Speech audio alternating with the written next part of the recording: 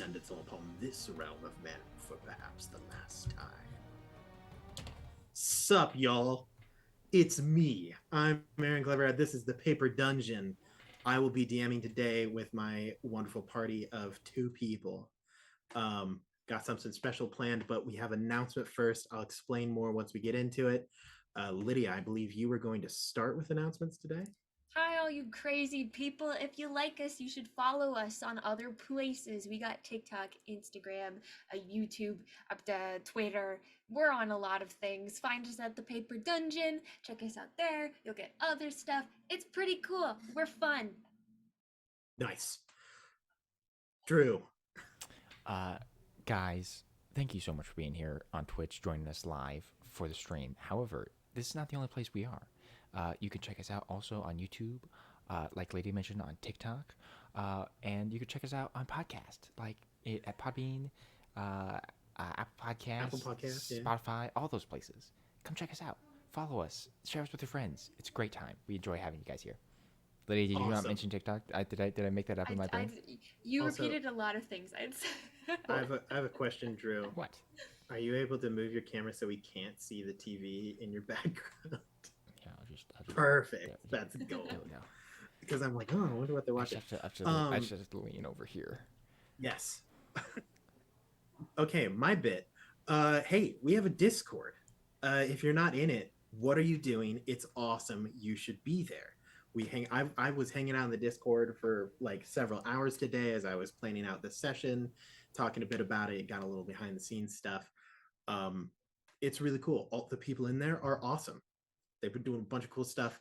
They've played games, streamed games in the voice chat and stuff. All sorts of cool things. So be there or be square because you're not around. Other than that, we also have a store. On that store, there is a merch section where you can buy sick merch with our logo on it and other things that we've said and pictures that people have drawn. Mainly Lydia, pretty much all Lydia. It's all Lydia. That's not true. We've had a lot of art recently. Well, I mean, in the Discord, yeah, but on our merch store, it's all you. Oh, merch store. Yeah, that's all mine. Speaking of merch store, especially merch from Lydia, Lydia also has a store where you can buy her art on like shirts, pillows, other things. You can also join a commission list. She's got a whole bunch of people lined up. Also, join us on Thursdays for Table Scraps, where I can actually fill you in on more information that I'm not going to be able to tell you today. That gets you to my preface. What are we doing today? I'm going to be running a one-shot in my homebrew world. I ran this world, years ago, for almost somewhere between 2 to 3 years. With a group of people that I knew from home. Drew is one of them. He'll be reprising his role in this story. Ryan, if you're in the chat, Mickey Joe CGR, he streams on Twitch. You should follow him. He was in the group. A couple other people who may or may not be in the chat. Which brings me to a little bit of concern, because this is not a game that was ever really meant to see stream. It was never meant to see the light of day. And so I'm kind of streaming this because I'm greedy.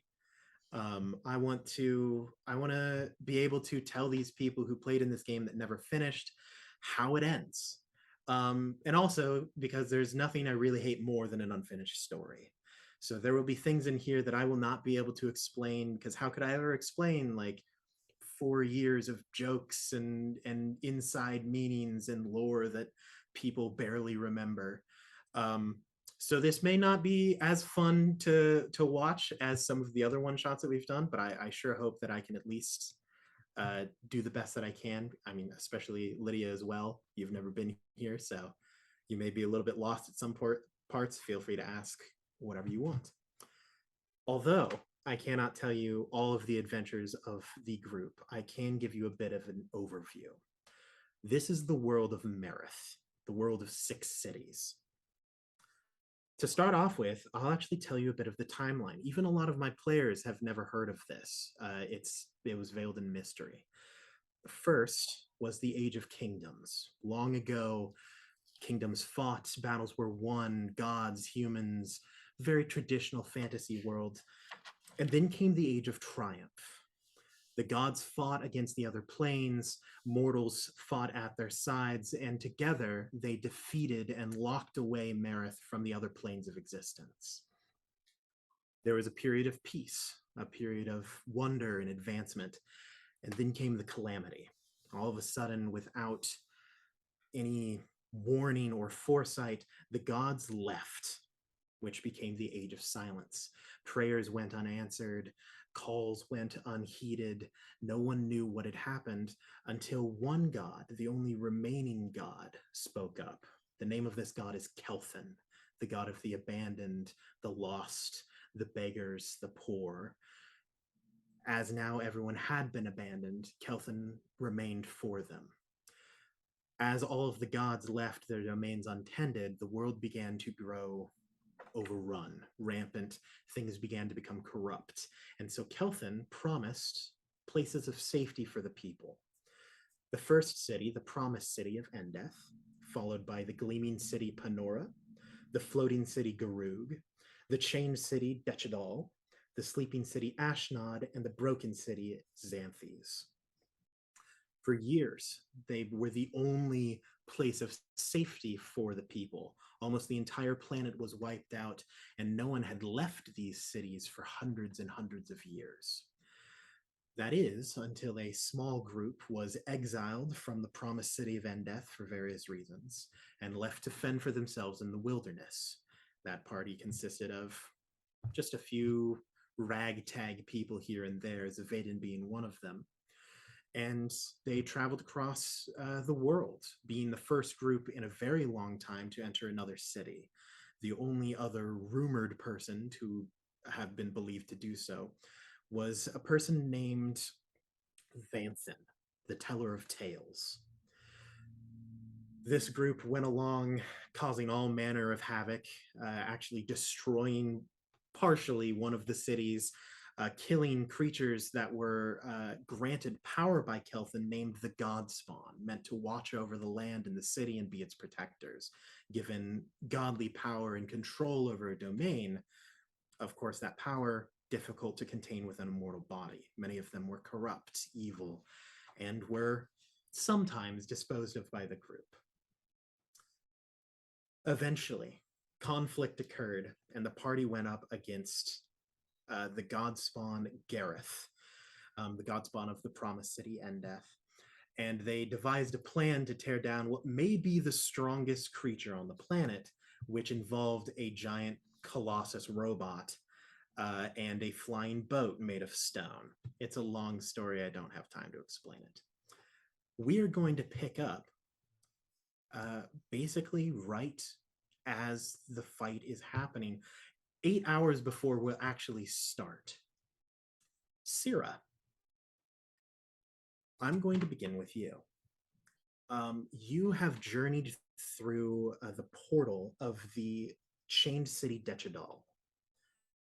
You basically were granted permission to do this in a way from, some would call it a cult, others would call it a religion, who follows a new god or perhaps an old god named Selas, the goddess of the sun, of rebirth, of life and death in some regard. Some would say it's new, some would say it's ancient, but you were approached by the priest of your religion who said that they had viewed you in a vision.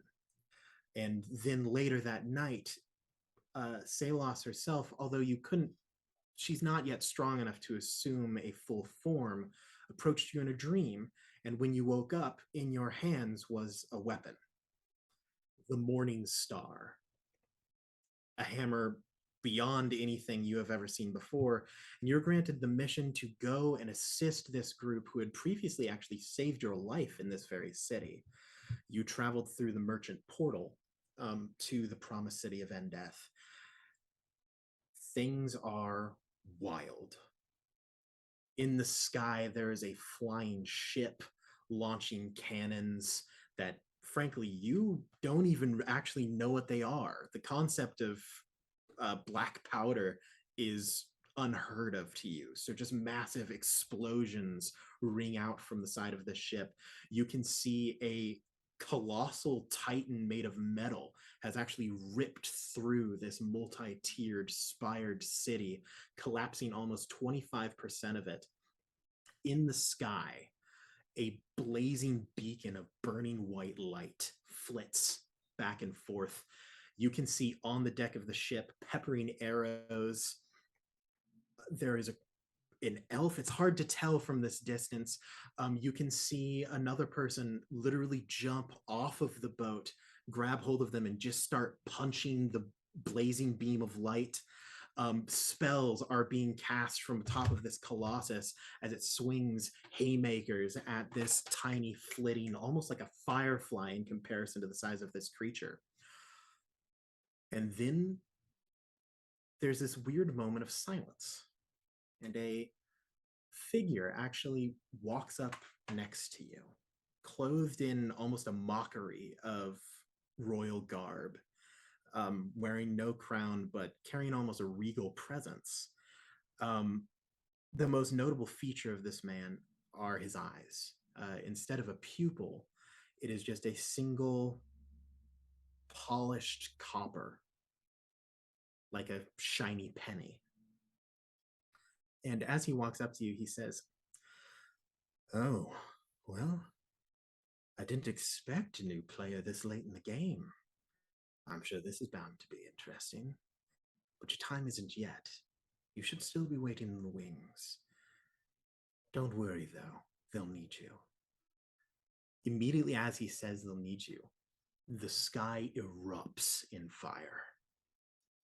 Beneath this city, flames begin to shoot upwards, carried by gusts of wind that form miniature tornadoes of fire. The ground begins to shake and actually tear apart. Everything goes dark. Real quick, could you make an athletics check for me? I will explain to you later what you need it for. Okay. That'll be a 22. Excellent. Zvaden, you have been fighting Gareth. Mm-hmm. Things are not going great, but I also wouldn't say they're going badly. Oh, wonderful. Gareth has been launching literal beams of death. You yourself have actually died once and were brought back by one of your party members. You think you've got him on the ropes. It's hard to tell because being the god spawn of life and death, dying really isn't in the playbook for Gareth. You have seen him literally be eviscerated to nothing but a fingernail and regrow himself from the bone outwards. It's going to be very difficult to kill Gareth. Thankfully, you are being aided. You have a black and grayish silver bow with a small silver vial, clear enough to see that inside it there is this bright white but tinted black and gray swirl through it sliver of what you know to be corrupted divinity. You are wielding the God Slayer, granted to you by Brockenstock the dwarf for obtaining a spear of corrupted divinity that is currently powering your giant mech. Mm-hmm. Using this weapon, you have actually been stripping away some of Gareth's divine rank, whittling away at that regenerative power, allowing your friends to hit more, and you having sworn to slay this creature. You fire off an arrow, and the world explodes. Fire, wind, the earth begins to shake. An actual bolt of lightning rips through your ship, the Silken Maiden. It cracks fully in half, and you are falling in midair. You black out when you hit the ground. But some unknown amount of time later, you blink open your eyes, crusted in dust. You notice that a piece of the Colossus has actually shielded you almost as a last resort, the defense matrix seeking out who granted it power and protecting it from instantaneous death. You are still at full health because it has actually been 8 hours, which counts as a long rest. Yes. So all right, let's you're go. at full health, you're all set up. Syrah, you are also awake, and you can see underneath this pile of stone, this massive shard of metal, a hand clutching a black and silver bow. You know who this is. This is the Zavaden, who saved your entire people's life actually some time ago. And so you have taken upon yourself with that 22 athletics check to lift and heave this massive piece of mechanism off of Zavaden's body. Zavaden, light shines in from above, and you see Syrah. And Syrah, you see Zavaden. Could you please describe your characters to one another? I'll start with Syrah because it's more dramatic. Syrah is a half orc woman, and she is very muscular in tone, but also but not like bulky with it. She like does a swimmer. Yes, she has that kind of like swimmer build Like where Michael it's strong Phelps. but slender. And then she has this long, like it's like deep red hair that is neatly tied in this tight braid that goes back and down along her back. Her armor, well, she doesn't have armor, but her clothes have this It's like padding. yeah. It's very light is the best way to describe it. Light colors, light weight to it. Um and she has a very serious but also like gentler demeanor to her despite her physicality and all of that. And you do see she has a very big weapon. Big weapon. Ooh, I never actually described it. Would you like me to? Please describe it. The Morning Star is a huge two-handed maul.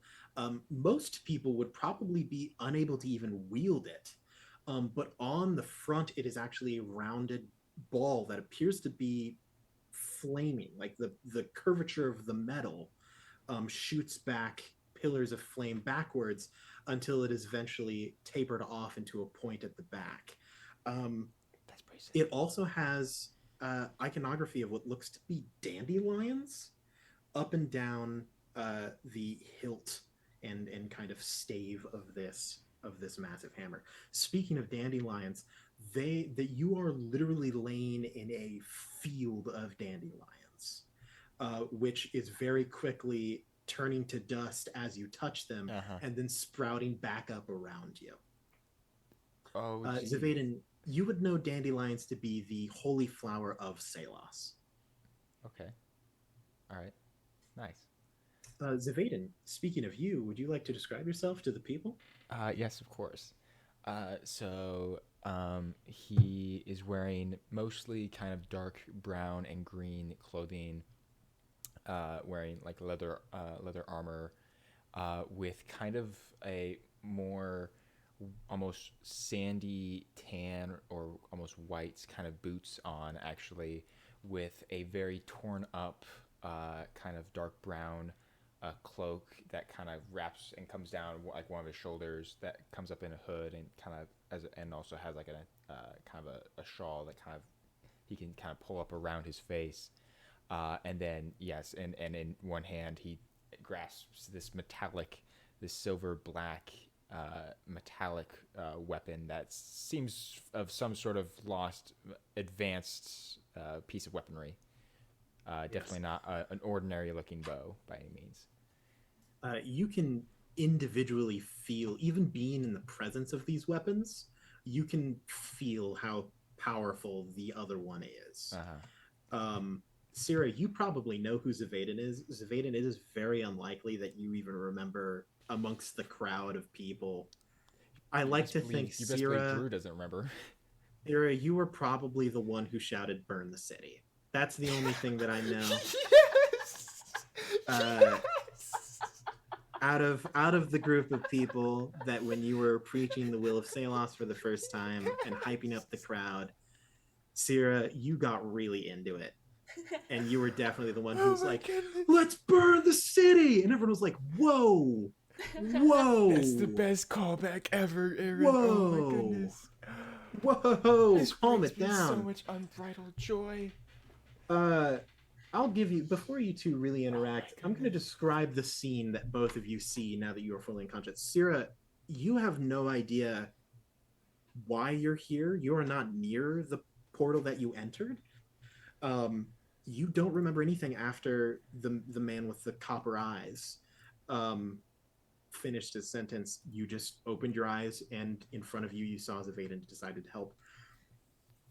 Above each city, there has always been a crack in the sky, a blinding white seal as though someone shoved a knife into the heavens and left a scar. This crack has widened and actually has begun to splinter across the heavens themselves. And you see off in the distance another approaching splinter of white light traveling across the sky, achingly slowly, trying to reach each other. You assume this to be a crack from another one of the cities. The ground itself has split in multiple areas, and if you go over to the edge, you can see cleared through. You are not sure how far down, but you can see fire below. It is potentially the core of the planet that you are looking at when you stare over the edge. Fire rains through the sky. You can hear cries coming from the city in front of you. And then from that crack in the sky, spikes or tendrils of white light shoot out of it, embedding themselves into the ground and almost stitching over the cracks, forming a spiral downwards from the heavens themselves to the earth. It's like a staircase. You theoretically, it could be used as such.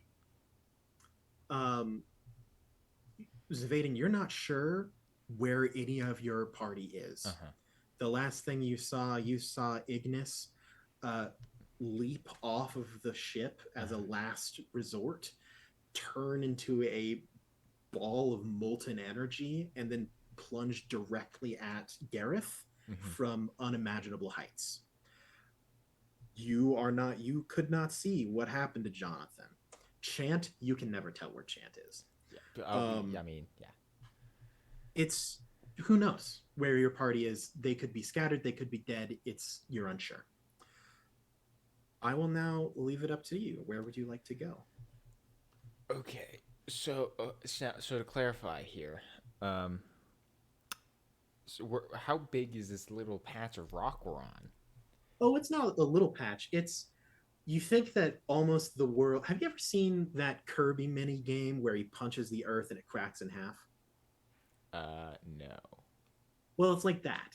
Okay. So you're on one half of the planet. Oh, okay. Okay. So it's just one crack. Okay. Yeah, Okay. there are like smaller tremors, but as long as you avoid the big crack, you Okay. shouldn't plunge into the core of Marith. Okay. So That's good. that should be all right. Okay. Well, Zavaden will quickly like kind of stand up and brush himself off for a moment, kind of look around, and then look at Syra. Uh, Hi there. Um, Hi, who are you? Syra. I think there's going to be a lot of questions that I just cannot answer. Right. Um, it's a nice. That's a nice hammer you have there. Um, Thank you. That's a nice bow. Thanks. It was a gift from a I Yeah. should probably dead dwarf now. Oh, Um, right. Okay. So the only thing significant around us, aside from the giant chasm of death, is the spiral thing from the heavens. Could both of you make perception checks? Lovely. I'd love to. Whew, that's pretty good. 23. 23. 30. Nice. So between the two of you, you see the world. Um, Wow. I see into the next dimension. Zavaden, Yeah. you have, especially thanks to your bow, you have incredible eyesight. Yeah. Um, you see there are things coming out of the crack in the sky. Okay. One very large thing in specific that appears to be almost just waiting on the spiraling energy connected to the planet. Okay. You also see from the ground, a deep red burst of fire, roughly the size of a person, launch itself from the ground into the crack in the sky. Okay. You're pretty focused on forward. Syra, you can see behind Zavaden, surrounding the promised city of Endeth, there is a deadly forest in all directions. There are things emerging from this forest. Oh, lovely. Multiple things. You see some normal animals. Please don't tell me that she doesn't see the horses. Most of them, one of the reasons that surviving on Marith is so hard is that any huntable creatures have been corrupted and turned. So most deer are now carnivorous and have like multiple heads, extra legs, opposable thumbs, terrifying things. You also see every once in a while something will move in the shadow. You count 13 individuals of this movement. But every once in a while, you can also see a glimmer of silver. And it appears that these two forces are clashing. Yep, 13 right. silver and 13 dark creatures. They are getting closer to the edge of the forest, and you don't think that the silver clashes are winning. That's not good. That's really good.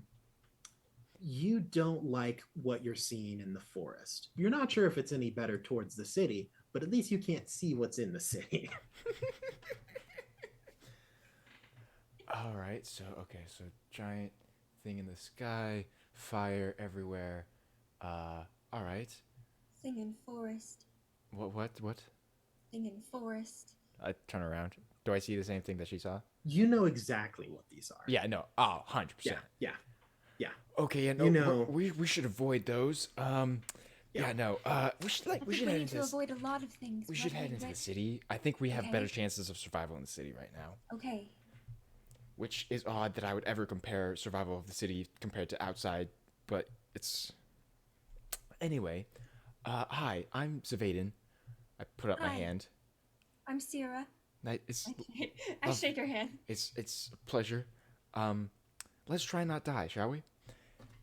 Okay. And I start marching further in the city. You approach the first layer. Endeth is a tiered city that used to be basically the tallest city in the world for a very long time. The lowest level of the city is the pits. Endeth is the city of life and death. That's the powers that the Godspawn held. Problem with that, sometimes that life energy leaked over, and they didn't have a lot of space. So sometimes when people died, they just came back with some of their memories. Sometimes they didn't. So in order to avoid this, a lot of times they just throw the dead into the pit. And if they came back, they didn't have to deal with them. The pit is the trash realm of the city. Yes, Zavaden. Okay, so Drew knows it would be to no effect. However, it would happen anyway. While we're traveling, Zavaden will ask Syra, you don't happen to have like a bird or something on you, do you? Like a pigeon? A bird? Maybe a crow? A blue jay, perhaps? I do not carry a bird on me. Do you carry a bird on you?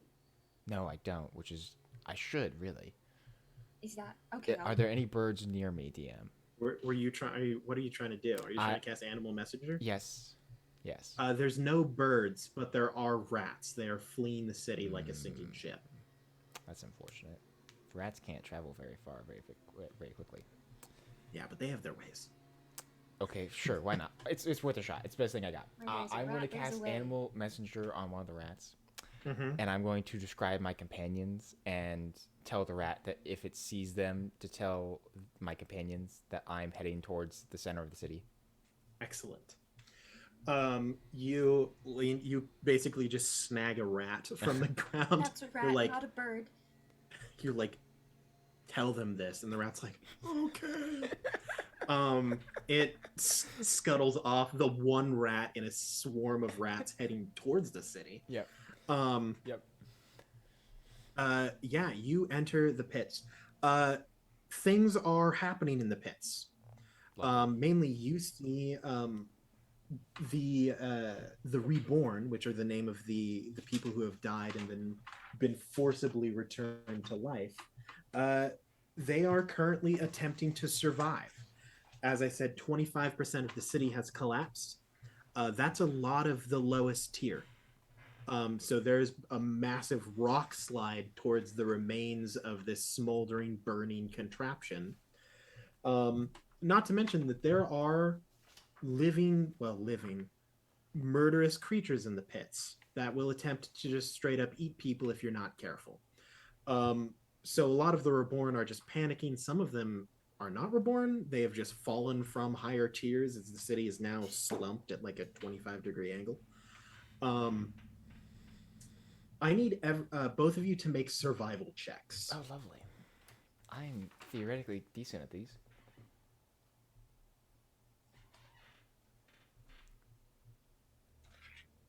How you doing? 4. 24?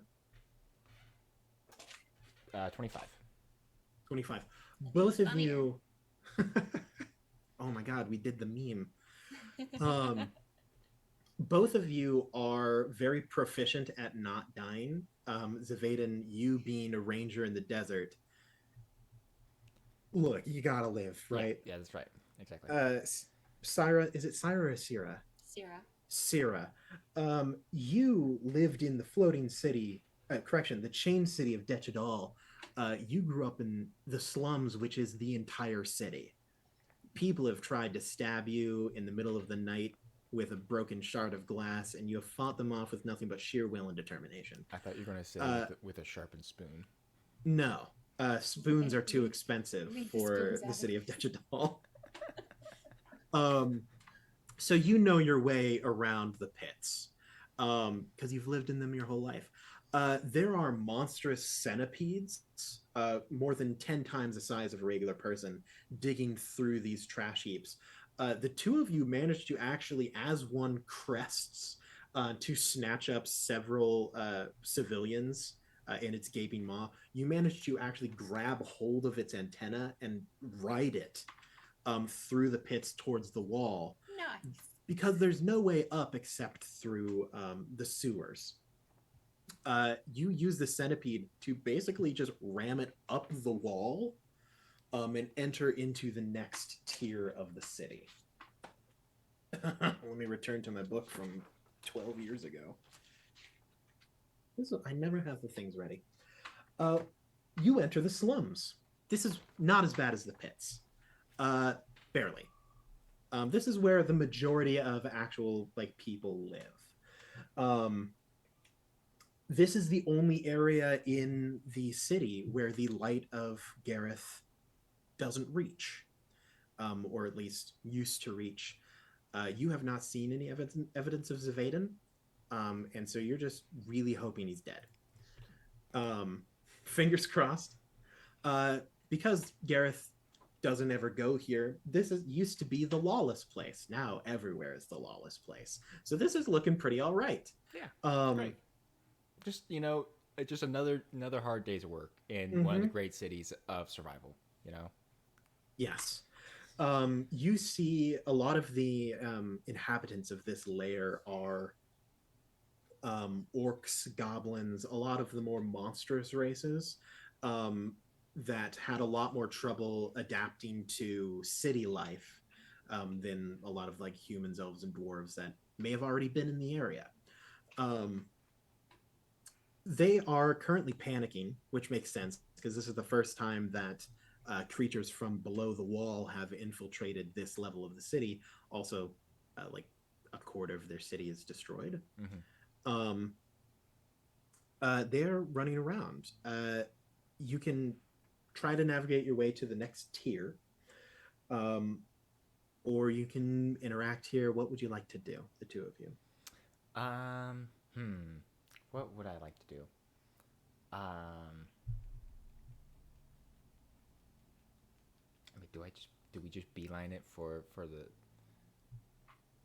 people are rushing around you as you're Okay, like, if I take you pull up a I map, a yeah, sextant. I pull out a compass, you know, like a sundial thing, and just okay. At a quick glance, do I see any like small children or injured people who seem to be struggling Oh yes, people are dying all around you rapidly.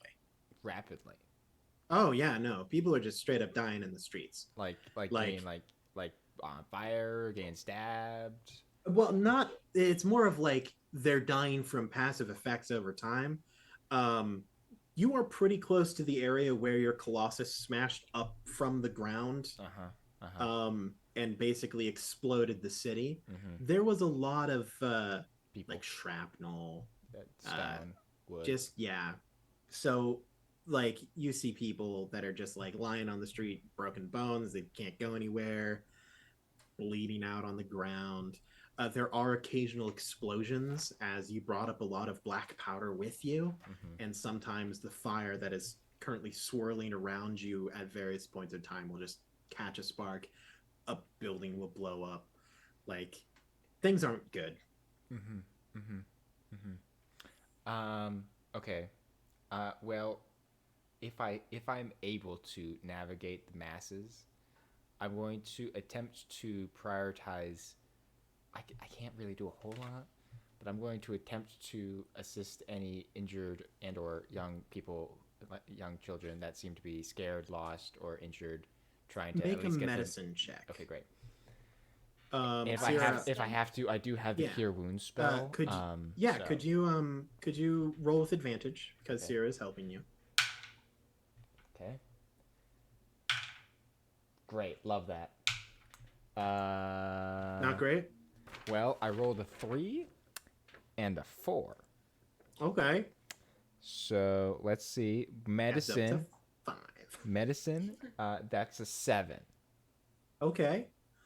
Um, look, That's you're above a used to 5. arrows, you're used to swords, like stab wounds and stuff like that. Yeah. Uh, Oh. dog, there are people who are straight up missing limbs. You do notice that even being in the radius of those dandelions that Sierra that just sprout from between the cobblestones actually does assist you in saving some people. It appears as though they kind of assist with healing and give some revitalizing energy. Um, Okay, that's good. but no, a lot of them die. Okay. A lot of them just die in your arms. It's real sad. It's yeah. That's traumatizing right there. Yeah, Is what that is. it's not great. It's the apocalypse, is Evaden. Yep. Don't expect joy here. Oh my god. Okay. Well, that's unfortunate. Crap. Yeah. Okay. Well, after like the third Um, child dies in my arms, I just kind of like set them you're like, down, and oh shoot. Raiden, yes. Sorry. I don't I I think the world is exploding. I don't think we'll be able to keep doing this. Uh, yeah. You're right. You're right. Um.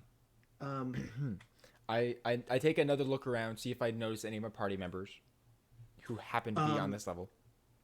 roll a quick either perception or investigation. Oh, of course. Now I roll high on the one that I have like plus a million to. Okay, so perception is that's a 29. 29. Um, you actually do. You look over to where the broken and busted Colossus is slumped, like uh, tilted against this tiered city. Laying in the wreckage of what may have once been the like core and cockpit of this Colossus, you see Jonathan. Um, Jonathan, you can see has a blue, almost like slime like essence that appears to be stitching his wounds shut, but you don't see him breathing. And in his hand, with that incredible perception check, you can see that he has a locket that is currently open, um, showing Bridget and Caitlin, his mother and sister, Right.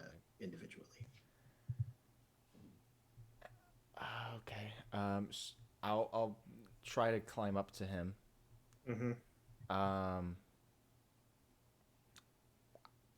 is he like trapped underneath anything? Can I like pull him out? No, he's actually lying in the open space. You just think that mainly the plummet from so high up, along with the fire and inferno, he was not able to be protected. Mm-hmm. Um, I just kind of like struggle because with my 11 strength to like pull him out of the rubble, and I'll help. I kind of like Tira's just doing one-handed pull-ups up this colossus. and Um, I'll kind of like lay him down. Sierra, you absolutely recognize Jonathan.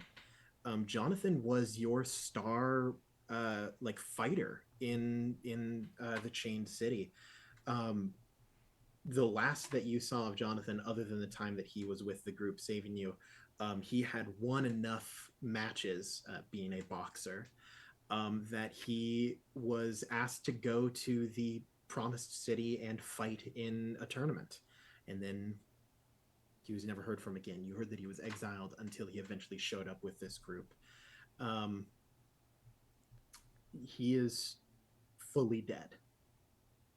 Um, kind of holding back some tears. I'll just Zvain will kind of just kneel down next to him and take the lockets out of his hand, and he'll pocket it, before just saying, "I'll make sure they're safe for you. You deserve some rest now." You leave Jonathan Lane there. At this moment, the kind of like almost electric blue liquid, Mm-hmm. that at one point in time basically possessed Jonathan's father Mm-hmm. and eventually moved to him upon his father's death. Um, it has been fixing his injuries all Mm-hmm. this time. So, from an outward appearance, there are no wounds on Jonathan's body. The bones have been knitted together along with the muscles and tendons. Other than the fact that there's no heartbeat, no breathing, he could just be asleep. Um, this blue liquid actually leaves. You're not sure where it goes, but it goes up to a higher tier. Oh, great. Um, do you also journey up to the next tier? I think, yeah. Unless there's something else that Syra wants to do. She'll stay to like get any kind of dandelions around that she can, and then she'll just Absolutely. continue to follow Zavaden. You see dandelions straight up sprouting through the steel, um, creating a almost like a bed of bright yellow golden dandelions. Those are some jacked dandelions, dude. Yeah, I know, can't right? stop them. Like, wow. Okay. Yeah. So yeah, we'll just continue up to the next tier. Excellent. The next tier of the city, you've been here before, is the Mechanus. All of the irrigation, pipes, everything runs through the Mechanus. Mm-hmm. It is also the location of the merchant ward. Mm-hmm. This area leads towards the higher tiers where the more like wealthy and prosperous people live. But merchants do travel through here. Sarah, this is where you entered, because of the merchant teleportation circle. Um, People are still in just as much a panic here as they were below. Less people live here, and they're also more used to injury, just because working in the Mechanus is rather dangerous. Pipes explode, steam vents that haven't been opened long enough just ricochet metal everywhere. So they're actually tending to themselves pretty well. There's a general feeling of fear and panic, mainly due to the fact that there are small winged bat-like creatures descending from the sky that will occasionally just swoop down, not like kill anyone, but they'll like scratch at people, pull at hair. Um, Through this kind of chaos of these creatures, uh, Zavaden, you hear a voice that you recognize. Um, you Wait a second. hear a voice call out to you. I just want to double check. Yep. It says, Zavaden, your father sends his regards. You hear Varys, your uncle, um, standing amidst these creatures, go. swiping at them with a rapier, just ha ha ha. Piercing up towards the sky. You see that underneath his left arm, he holds his cloak over a couple of small children. It says, "My nephew, I've been sent here to help you, although I do not know what I can do anymore. Your father and shoot, what is her name? I can never remember. Monifa. They are currently fending for themselves over in the city. I don't know what you can do, but please stop this if you can." And he jabs up at the sky once more. Me, isn't my uncle like blind or something? No, that's your dad. Okay, that's right. It is Yeah. Your uncle's doing pretty all right. But your father, yes, was horribly tortured and lost most of his limbs and his eyes. Like he's missing like an arm and a leg. Yeah, whole bunch of things. It's not great. Yeah. But apparently, this gives you the information. Things are not good at every city. Yeah. It's bad everywhere. Your assumption that those lights in the sky crisscrossing were from other cities is most likely correct. Your uncle seems to be fending pretty well for himself. Like these aren't like super dangerous. Your uncle helped you fight against the god spawn of the floating city. He fought a giant space starfish thing. So. Yeah. I did it before Suicide Squad did. Just saying. But yeah, so you think that your uncle is in as good a spot as anyone else here, probably a little bit better. Okay, great. Seeing Siri, that, you have no idea who this crazy man is. Seeing my uncle, I will like very quickly kind of look up. Does it seem like there seems to be other creatures higher up as well, like that? Oh yeah. You see it is almost like a plague of small creatures. Every once in a while a larger one will come through the crack in the sky. Others are rising up from below the city and flying over the forests. You think that basically every living thing on the planet is currently attempting to eradicate all of humanity. Yeah, it's like they're being like attracted to the cities right now. Yeah. Love it. Okay, so we need to stop this whole crack in the sky thing. Okay, but we keep going then. This is where I get to that staircase. Excellent. He says, "Go, my nephew. I shall fend for myself. Have at thee!" And he just starts stabbing again. Zavaden. Yeah, sorry. I don't want to be a bother. Yes. But, first of all, is that your uncle? Yes, that's my Uncle Varys. He's very capable, and he'll be fine. Okay. Second of all, what are we trying to do? I don't know yet. Okay. We're trying to stop the end of the second end of the world, I guess. Oh, okay. I like it. Because I don't know about you, but I would prefer to stop these creatures from destroying all the cities around the world. That would be great. I'm not sure how to do. I trust you. You got this. Great. Yeah, thank you. I trust you too. Excellent. You two just screaming. Once you've gotten to this level, there is actually access to the higher ones through these massive stone gates that actually fold in and then fold down to create tiered steps, climbing higher and higher up. Normally these doors are not open, and normally they are guarded. You get to the kind of toll booth where there's normally a couple of guards. You've been here before. It wasn't great. Yeah. The last time you were at this gate. Yeah, the last time you were at this gate is when Brer was dead. Yeah. And you brought him here. And Jonathan got contracted.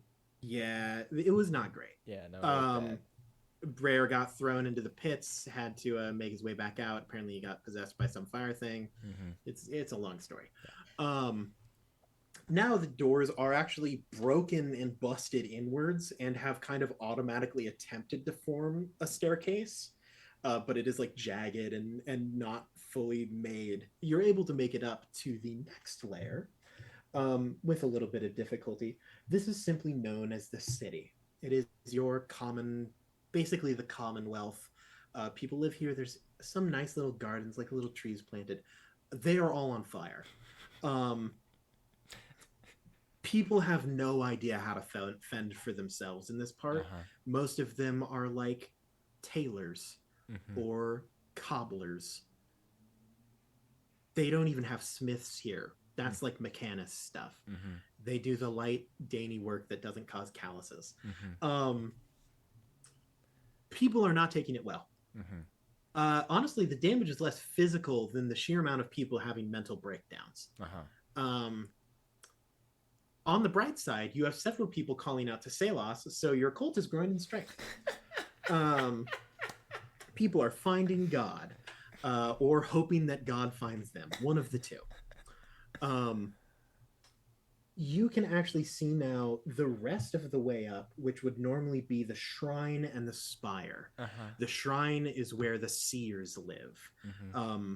Holy priests that have gazed into the crack in the sky, gone blind from the experience, but gained divinatory powers, Mm-hmm. the ability to see the future and how things will go. Apparently, they didn't do a very good job. Yeah, no. It is fully crumbled beyond this layer. The spire lies in ruins as a massive pillar of light, that kind of spiraling and almost helix shape, has completely crushed it into the ground and drilled its way through the core of the city. Beyond this point, you see the start of that pillar, the very bottom of it. And kind of sitting on the stairs, you see a creature that you have never seen before. Kind of a pale gray skinned man, roughly 15 feet tall. Kind of sits in a very thinker-esque pose. A mace that is the size of your body sits at his side. Lovely. His eyes are completely pearlescent orbs.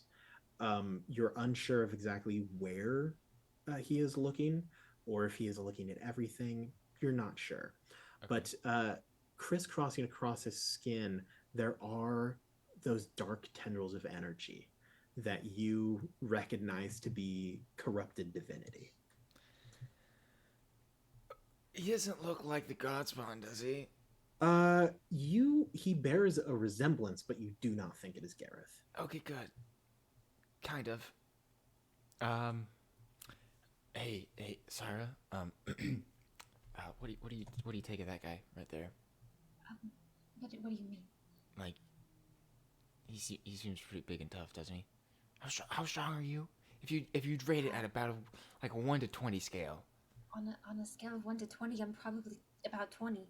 About 20? Okay, great. So, do you think, should we talk to him? Should we just try and talk to him? Should we try diplomacy? Talk to him about what? Well, I mean, he's kind of like in the way of the staircase thing. Do we want to go up there? Okay. Well, I mean, yeah, we can talk to him. This seems like the starting point of like a quest to like stop the madness. Yeah. So, yeah. Should we talk to him first? You're the hero here. Whatever you do, I'm gonna follow I mean, you too. look. I don't think I qualify as a hero here. I might have started the second apocalypse and destroyed one of the you greatest saved me, cities. so I mean. That's fair. Yes. I need a hero. Although, okay, actually, to be fair, it's actually 50-50 now. We've destroyed 2 cities and saved 2 cities. Actually, no. Actually, no. We've saved 3 cities actually, because we saved like the ice place, right? That's what I like to call a net positive. Exactly. Now the question stands: what are you going to do with this large gray man? I think We can maybe talk, and then if not, I'll Yeah. just hit it really hard. Do you want to talk? I'm good at far away things, like doing things from I'm far away. I'm good at things up close. Talking is not. You're not good at talking. Okay. Talking is not. Well, how about one this? of How about we those. both just You just yell from a hey, Hey! hey, you. Hey, Hey! how about we both What's just approach? going on? We just approach a little bit, okay? And then A like little from like bit. 30 feet away, we'll talk. We'll attempt to talk. Okay. That seems good, Can we right? maybe do like 20 Like feet? 20 feet? 20 feet? 20 feet? Do you want to get that close? If you want me to be able to protect in any kind of way, I'd need to be within 20 feet. Like 20 feet of him or 20 feet of me? 20 feet of him. Okay. Sure, let's go with that then. If you want to Yeah, no, stand no. at 30 feet, you Well- stand at 30 feet, I stand at 20. Okay, great. Yeah, sure, we can sure, do sure, sure. that. Yeah, let's do that. Okay. We approach DM. I like it. You notice the creature has been watching you. Uh-huh. It has actually turned to face you. Its eyes looking at you as you kind of I think like, I how think it's thinking, far should we be? It awaits whatever you plan to say. Okay. Just after we approach, Sveden just says, I'm just looking back and forth between the two. hello there. Who might you be? You, great, sir. You ask my name. Yes. It has been a long time since it has been uttered. I am Emporon, champion of the heavens, crusher of the weak, divine fist of justice. And long have I waited to step foot on this land once again. And what might you be doing here on this fine afternoon? I'm awaiting the end. The end? The end of everything. So like we're kind of trying to like stop that from happening cuz we want to like keep living. Is there like He looks confused. He almost looks surprised, like he hasn't laughed in so long that he's almost forgotten what a laugh is. You wish to live. I mean it's a much more preferable state for us, yeah.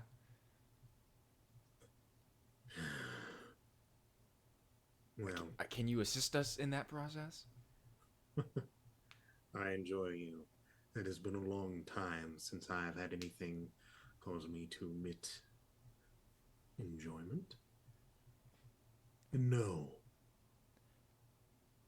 I will not help you. Will you attempt No to... one can. What do you mean by that? I mean, surely there is a way. The chains that have bound this world have been undone. Some fool has torn them asunder. All the power that has been locked away has been at least at once.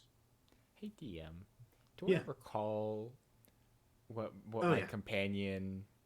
Oh was- yeah. Yeah. So he says that the chains that have bound this world Yeah, have been yeah, done, and it- you're like, Ooh, isn't that what Breyer did? isn't Like that what Breyer was trying twice? to do? Like 3 times almost. Was this the 4th or the 5th time? Basically, yeah. Yeah. Okay. This is Breyer's fault. This is On the bright side, not you. On the downside, kind of you. kind of me still. I don't know what he's talking about. I'm gonna kill that man when I see him. Okay, so can the chains can we not remake the chains? Like put them back Remake together? the chains. Why would you ever wish for that? Well, because the world wasn't falling apart when the chains were there. Wasn't it? I mean, only kind of. The chains were no panacea, boy. They were simply delaying the end. Okay, well, how do we stop the end? There is no way. The end will come. Can we like delay it a little bit, maybe? Okay. So you say so the end. You say the end is inevitable. What was this? What is this thing here? Oh, well. I suppose that would be, you may call it a stairway to heaven if you were funny. Okay. Can people not use that to maybe live a little longer, in heaven? If Oh, heaven's still a no. thing, apparently. The heavens will tear themselves asunder as well. Everything will. There's too much power unleashed at once. So what Oh. what happens after Okay, the okay. end? After the end, Yeah. not even the greatest seers that have ever lived would be able to tell you that. Perhaps there is nothing. I personally hope so. Okay, so if the problem is there's a lot of unleashed power, is there not like isn't there a way that we could like absorb some of the powers or like destroy it? You absorb Not the me, powers but of the someone, multiverse. right? Surely there's someone There who's is capable no of it. one left. I mean, you're here. You seem pretty powerful. No. Anymore I am weak. Stronger than you by far, but still weak. Even Okay. Kelthan has weakened.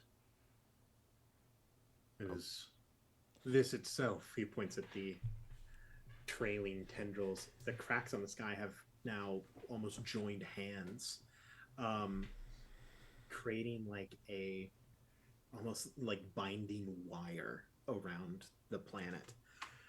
Even now, he attempts to forestall the end, but his strength will fail soon enough. Why don't we help him? Why don't we attempt to give him more strength? You are mortal. Okay. But you seem to not be or something. I have no wish to help Keltham. Whoa, why? I could not, even if I wanted to. Well, I suppose I could, but the amount of time I would give him would be mere seconds. Is there do you not like him for some reason? I have been trapped in the celestial heavens since the gods abandoned this plane, unable to leave, unable to live, unable to die, no one to fight and nothing to do. The only thing that I wish now is to see all of reality burn and suffer, and then all of it end. Okay, well, we're not going to let that happen. So, if you would please stand aside and maybe we will try to help Keltham.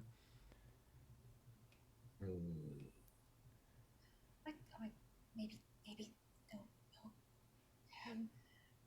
I don't know. I'm strong. But I'm not that strong.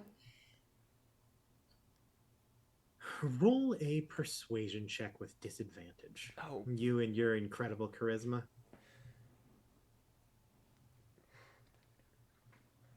I'll let you use intimidation if you're better at it.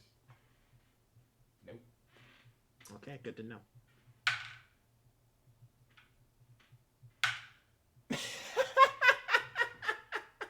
I hope it's a 2 or 0. 0 would be better. No, okay, so the first roll was a 15. The second was a 3. Which totals up to 3. nice. He looked at you and he says, Even if you were to make it up there, you couldn't help him. At most, you could cause him to die faster. Well, then But- that's what you want, right? I don't like you anymore. So no. It's unfair.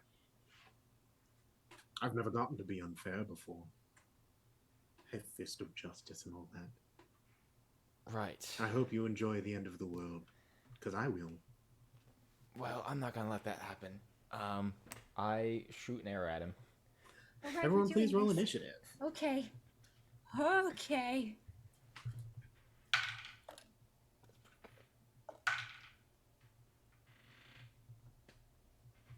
Alrighty. I first must ask. 25 to 20. 21. 27. Nice.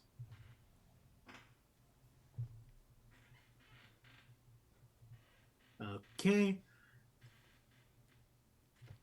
That's all I needed to know. Zavaden, you have your first turn.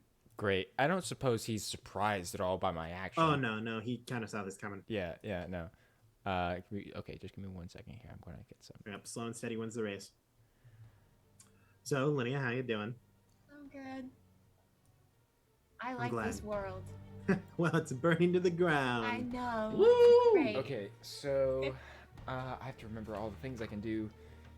Okay, so is there any rubble around us by chance? Yeah, loads of it. Okay, great. I would like to make my way towards some of that Okay. and attempt a stealth check if possible. Okay. Yes, please roll a stealth check. Okay. Is this with a bonus action, I assume? Well, I'm double checking to see if I can do that. Oh no, I know. Wait. You Yeah, have I'm levels a in rogue. I'm part rogue, so I should be able to do that, right? You roguey. Yeah. Okay, so I will attempt to hide. Ooh, okay, that's pretty good. That is a 27 to hide. Yeah, absolutely. Great. You duck into a pile of rubble. Oh wait, no, actually it's a little higher than that, but yeah, it's like Yeah, we get the gist of it. Yeah. It's like a 34 or something. Yeah, it's a 32. And then I will unleash a couple arrows at this guy. Nice. Let him Um, fly. Oh, it's a bonus action to do my thing. The though. bonus action to swear the enmity. Yeah, but I mean it's fine, right? Here, light him up. You're good. Okay, that is 28 to hit. Yep, absolutely. Are you rolling with advantage because you're hidden? Oh, I did not. Thank you. That's what I'm here for. Okay, that's higher, but not natural one. So that's a 31 to hit. Yeah, still, absolutely. Okay. I'm gonna tell you right now, you're looking for a 22. Great. Okay. Okay. Nice. 17. Plus 17 plus 5 is 22. 22 damage. 22 points of damage. Good to know. And then Also, it loses a whole bunch of stuff, right? yes, it does. So wait, 7. 5. Oh yeah, and I forgot. It's actually 25 points of damage. I apologize. I forgot to add the +3 damage from my bow. So let's see. So he then loses if he has true sight, he no longer has it. It loses magic resistance and loses any damage immunities or resistances. Excellent. Your first arrow strikes true, and you actually see that kind of like opalescent eyes that he have actually fade into a normal looking like pupils. Still like bright golden, as evidence of his celestial traits, but you do not believe that he has true sight. You also sense kind of a magical eminence dissipate. Nice. Okay, great. Then I have an ambush attack. Awesome. For my it's my extra attack basically for first turn of combat. Mm-hmm. So I wouldn't have advantage anymore. So Correct. that is a 23 to hit. No, 22 That'll to hit. We're good to go. Nice. Oh, I never realized that this creature had a natural swim speed. That's 15. hilarious. That is 18 points of damage. Okay. You're doing great on the mental math today, Drew. I just want to point that I'm out. trying real hard. You're doing really good. And then my extra attack. Okay, that's another 22 to hit. Okay, which is another 8 plus 5. 13. 6. So then 16 points of damage. 16. Awesome.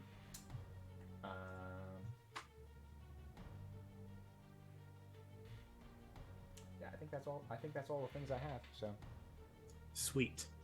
Awesome.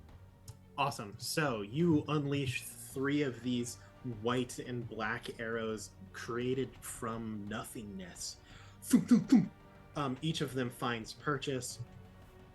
Empora doesn't seem super pumped about it. Doesn't matter though, because guess whose turn it is? Not his. It's Syrah. Yay! Empora's on it. Not happy. I'm sorry about this. And then I'm going to use my bonus action to sun drop.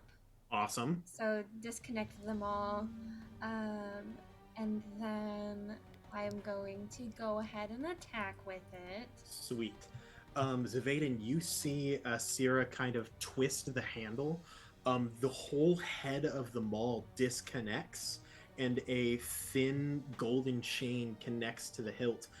You think that this chain is roughly 20 feet long, and the entire head of the maul bursts into flame. It basically looks like a miniature sun. Wow, that's rad. It's pretty cool. I thought I had a cool weapon. First attack is a 26 to hit. Yep, you got it. Looking for a 22. Second is definitely gonna hit. That's Nice. That's a big number. Big number. More than 22. More than 22. And so that will be oh gosh, math. I get to be mather too. Woo! Okay. High level with artifacts. So many numbers. First one, I believe. Let me reread. You will this to be deal sure. 2d12 damage with these attacks. Okay. Do I add anything to that, or? You will add your normal modifiers, but Okay. just 2d12. Okay, so then Just that would be 2d12. 28 for the first attack, Awesome. and then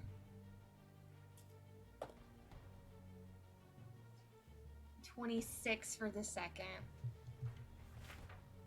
Okay. You said 26? Yes. Oh, math. I know, right? 7, 8. Gotcha. Okay. The maul you let loose. Thump, thump. Two massive glowing strikes with the head of this mace. Basically, each one bursts in a radiant, glowing light.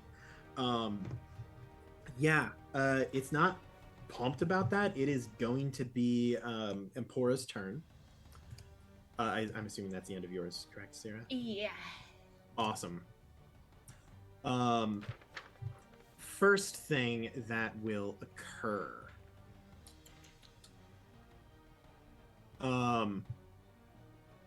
It will move up to Syrah, and with its massive, like, mace-like maul, it's going to attempt to hit you. Does a 28 hit? Oh yeah. Okay. Oof. 4, 6 dice. Okay, that will be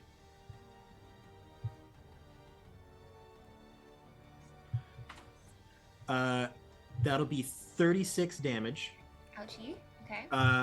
Could you make a Constitution saving throw, please? Yes. And then it will raise its hand over towards you, Zavaden, Love it. and launch a beam at you. Love it. We're beaming, boys. I'm going to hopefully roll in my box. Nice.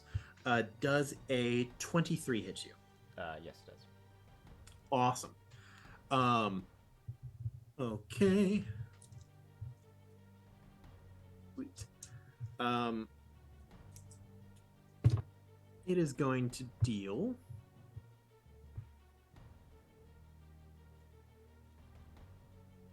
I'm missing one. It will deal 19. It's going to use force damage. This clear, just basically ball of energy hits you straight in the chest. There's a little bit of internal bleeding. But yeah. 19. Yeah, just 19. And then I got a 26 on that con save. Awesome. You're good to go. Oh, That will be the end of Empora's turn. That's back up to the top with Zaveda. Wonderful. Okay, so first of all, I'm going to...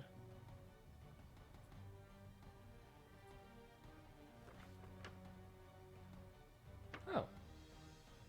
Well, that's unfortunate. Oh well. I forgot that my Roguish Archetype gets it so that any creatures that I hit with an attack that haven't acted on the first turn of combat, all my attacks are crits if they hit. Oh well. Yeah. That would have been nice. What you gonna do? Okay. So I'm going to bonus action cast a Hunter's Mark on him. Sounds fun. And then I'm gonna unleash 2 more arrows. Dum, dum. The metallic line of your bow rings out across the battlefield, almost like a bell. Okay, so that is Looking for a 22. yeah, it hits. More than a 22? Yep. Good to know. Okay. I feel like Voldemort. So that is 19 points of piercing damage. 19. Man, you're really giving me numbers that are really awkward to subtract from the numbers that I currently have. I wish I could, give you something different. I'm not You really. said I'm 19? Not really, 19.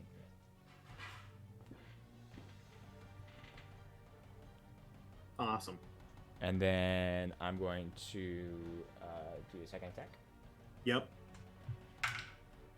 Okay, yeah, that's a 30 to hit. Awesome.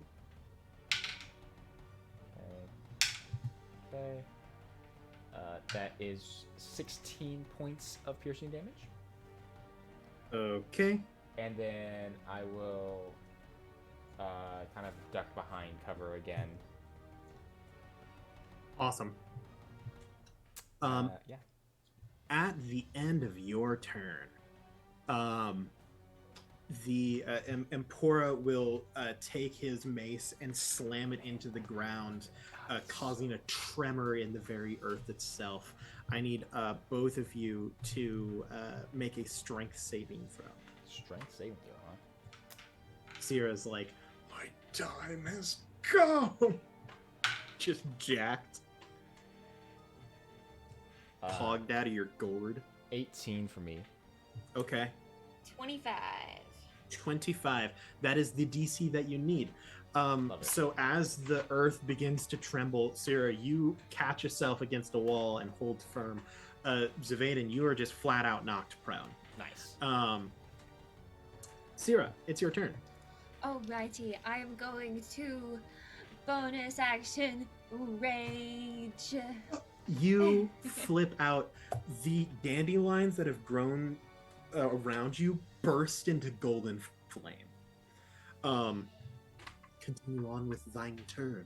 Alrighty, I am going to then go ahead and hit him again with Do it. my freaking son. Break him down. Okay, that's a 25. Mm-hmm. And then that one's gonna get extra damage because of my freaking divine fury since I'm raging. You are indeed. So that's gonna be 11 plus 9 plus 8 28 plus 3 plus Sweating. 7 plus another 7 radiant. Is it 38? That's 38 for the first one. Nice. And then, gosh, I feel like freaking Cather. This is so fun. Right. And then second attack is going to be a this is more than 22. Okay. Good. That's all you need to know. And that's an 8 plus 7, so 15 plus 8, 23. 23. Are you adding on your modifiers? Yes. Okay, sweet. 23. Man, really giving me just the worst numbers to work with here. I'm sorry. We do it on purpose. Yes. You now that it has moved closer to strike you, you pull back and straight up whack it in the back of your head, back of its head, and then bring it up, this orb of light straight up hitting it in the chin. It kind of staggers for a moment. End of your turn. It's just going to attempt to whack you. End of your turn. Does a does 24 hit? Yes. Awesome. That will be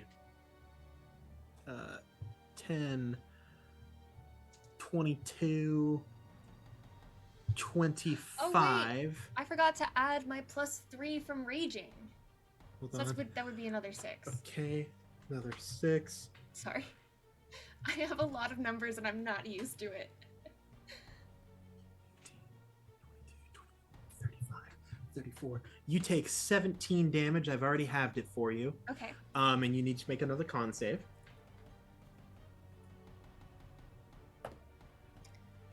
20. 20. You still succeed on the con save. It will Okay. attack you one more time. Okay. I can take it. I'm enraged. You are, in fact, enraged. That'll be a 23 to hit. Yes. How much health do you have, Lydia? Like total? Total, like my max, Yeah. 225. That's insane. I'm strong. I like You being will strong. take another 16 damage. I've already halved it for you. Okay, And another con save. To be Okay. fair, I don't even know if you can fail this con save. that's a natural 20. Okay, yeah. You're like, it's straight up. Empora swings the mace down at you. Boom, boom. You don't even flinch. You just take it full on. You're like, do it.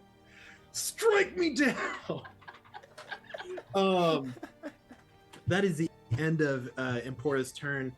Zavaden, it is back to you. You're lying on the ground. You're like, Yeah. "Huh." Okay. Great. Just flat on my back right now. I'm just like, that Yep. hurt a lot. Slowly get up. I will. Can I attempt to hide again? Is that allowed? To attempt to what? To hide. Oh, you're still hidden. It just knocked you prone. Nice. It doesn't need to see you to do that. It was just like, meh. Okay, great. You're good. Okay. So then, in that case, I will, as a. I mean, this is a really beefy dude, right? Yeah. Pretty dang beefy. Pretty dang beefy. So I'm going to, I think, mind you.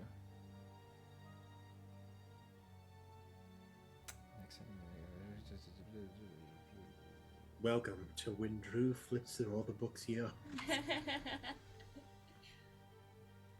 Pretty sure Great. Maz did that So command on I'm you, going Aaron, to. earlier. I I'm know. going to, as a bonus I action. can't believe it. Is it okay?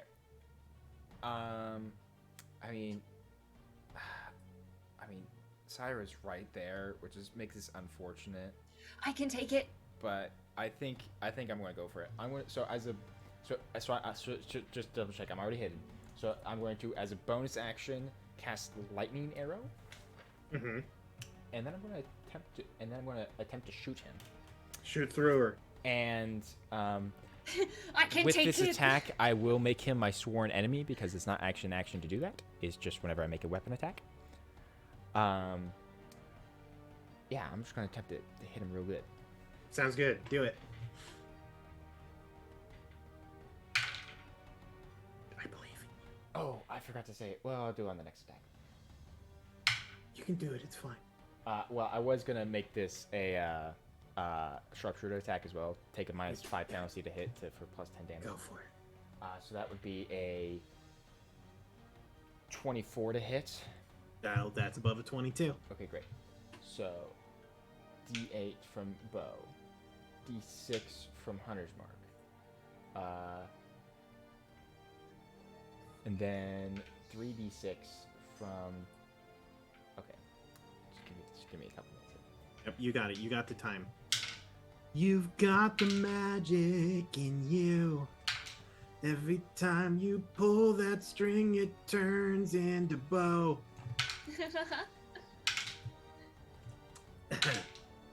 I'm not a bard. Could have I wish. fooled me. Wish I was. I just really want to recount, just so everyone knows, this entire battle is just accompanied by the screams of 1,000 of civilians dying in the So that city below. is an initial Just wanted to make sure 45 that you were aware. points. No, 45? actually, no, more than that. Because I forgot I have sneak attack as well. So it's 45 and then another 6. 45 plus 6 is 51 points of piercing damage. Nice. And then he needs to make a dex save as well. Aha! 23. That's one of the bad stats, too. Oh I no, just I'm happened- sorry. happened No, to I be pretty high. apologize. Syra, you need to make a dex save. It just takes the lightning damage. Nice. Okay. Question. Uh-huh. Is this an effect I can see? Yes. Also, it's Okay. magic, so you have advantage on it anyway. Yay! Good, I need that advantage. Yay! Okay, Dex. Yay. 17? Okay. So that might actually succeed. Let's see. 8 plus 3 is 11 plus 11. 5 is 16. So you succeed. Yay! Nice. Neat. Okay, so that's Lions. 16, 20. Okay, so that's 23 points of lightning damage to him in addition, and then half of that to Syra. You said 23? 23. 23. So half to 11. Yep. And then I'll make my second attack. Yep, you got it.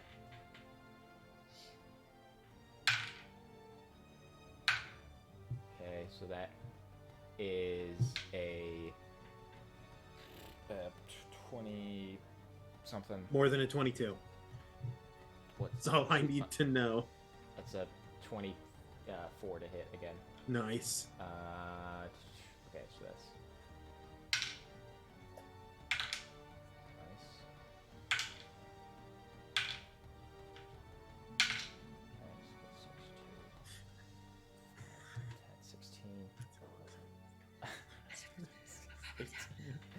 nice. Nice. 28 points of damage on the second attack. Awesome. And then yeah. Would That's you like to describe how you do this? Okay, so the first arrow, as he kind of pulls it back, and electrical kind of energy begins to like just form between his fingertips, and as he releases it, the energy actually goes into the bowstring and releases with the arrow. As it flies, the actual lightning creates like small kind of ripple effects through the air, because lightning does that. It does. It's a And as it flies, he whispers, "Swift defeat to my enemies, and swift death to those who have wronged me. To you who have wronged me." As this entity becomes a sworn enemy, and the first arrow just lodges itself straight in the middle of his chest. As he drops to one knee from the sudden impact, he then releases his second arrow. And just lodges itself in his neck, I guess. Awesome. The arrow. Also, all of the arrows that you shoot do not remain. It creates the arrows from you're not sure where, but they're basically just thin rods of white and black energy that you fire that begin to dissipate the moment they make contact with anything. So the first shot ripples past Syrah. You're actually caught and you're like, ah. But you manage to ground yourself and actually put a bit of rubble in front of you to kind of lessen the shock. It lodges itself straight in the sternum of Empora. The second one ends up in his throat. He quickly puts a hand there as the arrow begins to dissipate down on one knee. You see uh, the shining gold of his eyes begins to fade a little bit. And he says, It appears that I will get my wish early. Try as you might, you cannot stop it. But for defeating me, I at least wish you luck that your deaths are not too painful. and then he collapses. As he does, he turns into bits of gold and black dust, turning slowly into sand as it scatters across the floor. Before you, you are presented with a staircase into the sky that leads up into this crack in the heavens. Yes, Syrah. For the next 54 seconds, Syrah is just whamming on the ground with her little son. And then in the last 6 seconds, the sun goes away and she's just hitting it with the full maul now, Yeah. even though it's complete dust, but in this still Yeah. enraged. Meh. Ah! After the 54 seconds. I can't remember if anybody else was a barbarian in the party, but seeing that, he's just keeps a very wide berth as he kind of just walks around her, not sure if she'll hit him as he just goes to investigate the staircase. After the 54 seconds, the dandelions just puff back into dandelions, and she just goes. Do you feel better now? You feel Yes. good? Yeah. Oh, Yes. Great. Okay. All right. I observed the staircase. I just real quick. I just put a foot on the staircase. Does my foot It burn is off? solid. It kind of feels a little sticky, almost like you're walking on like spider webs. But it's more of like a bouncy, kind of like glue. That's probably a better like glue that is like either like liquid glue that is hardened, and you're like, Lovely. I don't know why this is still sticky. But you are very confident that it will take your weight. Okay, great. Do the two of you journey to the top? Yes. Are we going to the top? Well, I mean, this seems to be the only place that there's to go to in order to see if there is a way to stop the end of the world for the second time. Right. Um, Okay. Yeah. Do you want to go first, or do you want me to go first? I can go first. Just give me a sec. Yeah. And Are you feeling all right? You seem like. I'm great. Okay. Okay. Good. Great. I am gonna take one of my potions. Awesome. I'll just let my bow healing heal effect me. of your flowers works with healing potions, and it also does with your on-turn heal. If you are within 15 feet of Syrah, your healing effects gain an extra d6. Ooh. Okay. Nice. I'll just. While you are standing within the field of dandelions. Nice. Well, that just. I'll gave let me- you all heal up. Well, that just do your healed me things. back to max HP. Thanks. Nice. Thanks, Syra.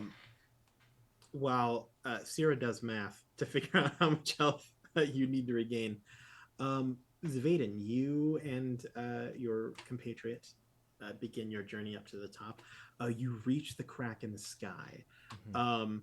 Most of the creatures that were moving through it have already descended upon the world below, and so you're left with nothing but the sound of wind.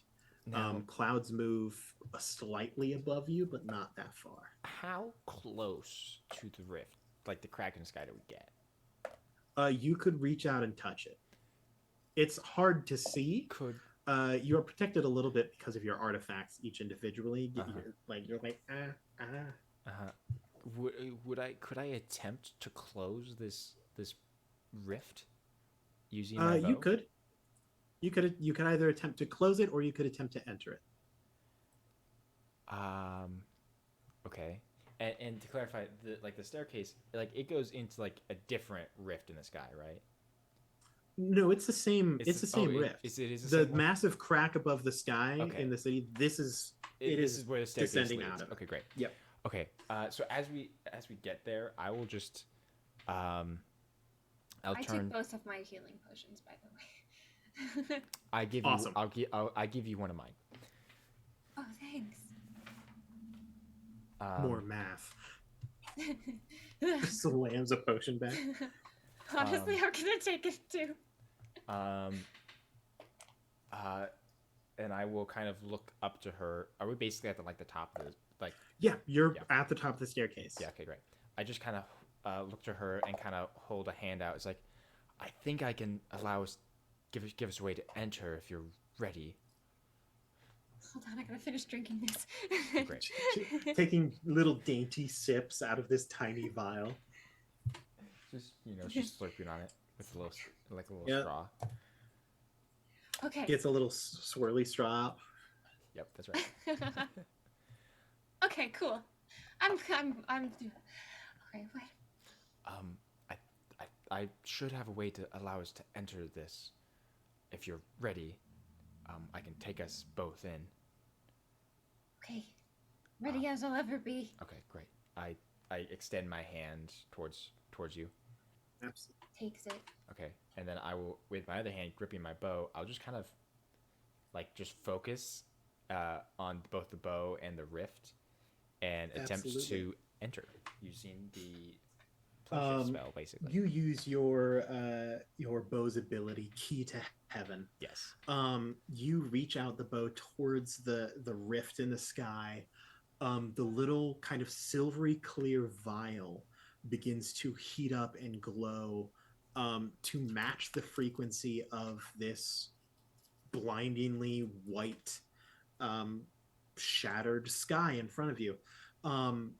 Eventually that glow completely envelops the two of you. Both of you are unable to see anything for a moment. And the plane shift spell is cast, and you end up on the other side of the rift. The two of you are the second and third mortals to enter into the divine realm for the first time in probably around 600 years. Wow. As for what you see there, we'll have to explain that after break. Ah! Thanks everybody for coming out. We will be back in 10 to 15 minutes. I'm going to go heat up some pizza. Go take your breaks, eat your food, and then we will finish off the ending of the apocalypse once we come back. Yeah. Thank I'm you gonna everyone get a for bagel. stopping by. I hope you guys are having fun. I'm having a blast. I was talking to the viewers. Oh, Oh, sorry. Sorry, my bad. But I'm glad you're also having fun. Yeah, we'll see you in 10 to 15 minutes.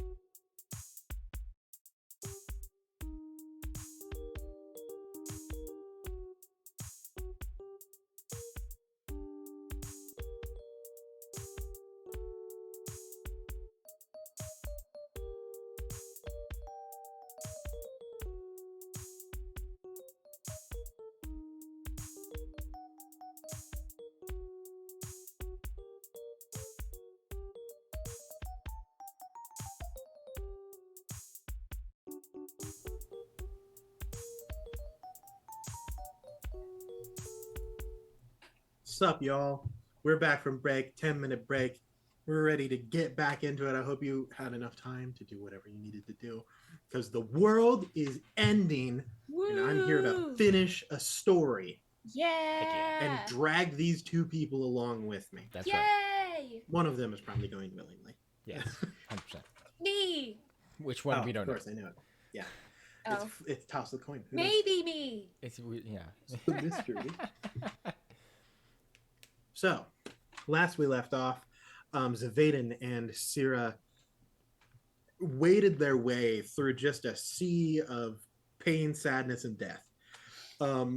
Encountered a rather large celestial of some sort named Empora. They fought Empora to the death very successfully. And have then traveled up this glowing spire of energy into the sky. Zavaden and Syrah both healed up a little bit on the way there. And then Zavaden, using the power of his artifact, entered the rift in the sky. One of the first 3 mortals to have done it in the past 600 years. What greets you on the other side of the gate is pretty much what you'd expect, in a very almost like Greek or Roman style, pillars and buildings, all of them decrepit and uncared for. Still beautiful and glorious, incredible craftsmanship, which almost makes it more sad to see it in such disrepair. There is no sound. There is no wind. There is light, but you cannot tell from what source it comes from.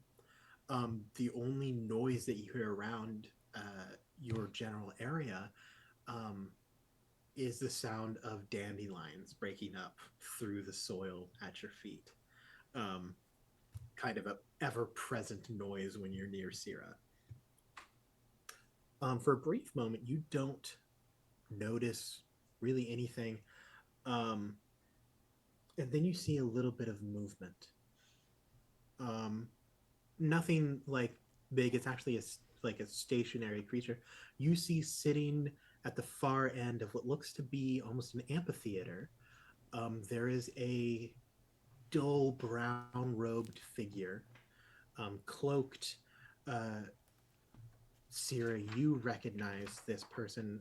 Zavaden, you also recognize this person. You had a very brief encounter with them. Syrah, your encounter was just as brief, but a lot more recent. Sitting at the amphitheater is the Teller of Tales. Even from this distance, you can see his shining copper eyes. And the movement that you see is him kind of leaned back against one of those amphitheater seats, tapping his foot. Just waiting. What would you two like to do? I suppose we approach carefully. The two of you walk across the grounds, your feet disturbing dust that has not been touched in a very, very long time. And eventually you reach the amphitheater.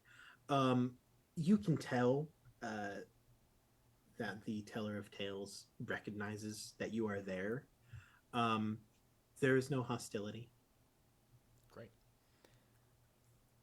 Hello there. Ah, hello. I was waiting for quite a while. I was afraid that you'd missed your cue. Okay. So like we're trying to like stop the world from ending. Is that possible as far as you like? Is there a way to do that? It's an interesting question. Stop the world from ending. I don't know. It depends on what you define the world ending as being. What would you like to happen? Um, I mean, ideally, I would love it if the world would be in a stable state that would allow a safe uh, ability to live for most people. Hmm, that might be doable. I can't guarantee that there will be people in it. Okay. And the other option, Oh, there's an unlimited amount of options. okay. How do we get any of them to happen? Hmm. What do we need to do in order to try and achieve something? It's a very good question. Sadly, I'm not the one who you should be asking. You should probably take that up with Keltham. Yes, probably. Can you? I can show you to where he is. That would be I fear fantastic. that someone else may have reached him first, but you never know. It's hard. It's easy to get lost here. Okay. Who else? Has somebody else passed through here? Oh yes, you know them quite well. But come along now. We can talk and walk. Okay. Our cue for waiting for? Yeah, we're talking and walking. Yeah. Hmm. Uh, Um. Yeah. Dear, I've already asked Zevaden, what would you like the world to be? What would you um, like to happen?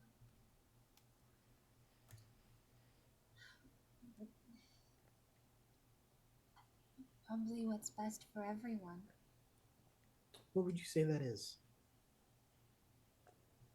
I don't think I could know. Hmm. It's a very good answer to the question. Not knowing is an important thing to know. I know Um, I don't know a lot of things. ah, and that is wisdom in and of itself. It's a real shame. I put so many hints out, and they all went to waste. You know how long I took writing those books, leaving those trails? Well, it's besides the point. It ended faster than I realized and slower than I thought. Um, as you're walking, you can see various buildings, shrines, temples, living quarters. Um, you're not sure exactly where you're headed. Um, Although, as the pace begins to slow down, you can make a pretty big guess.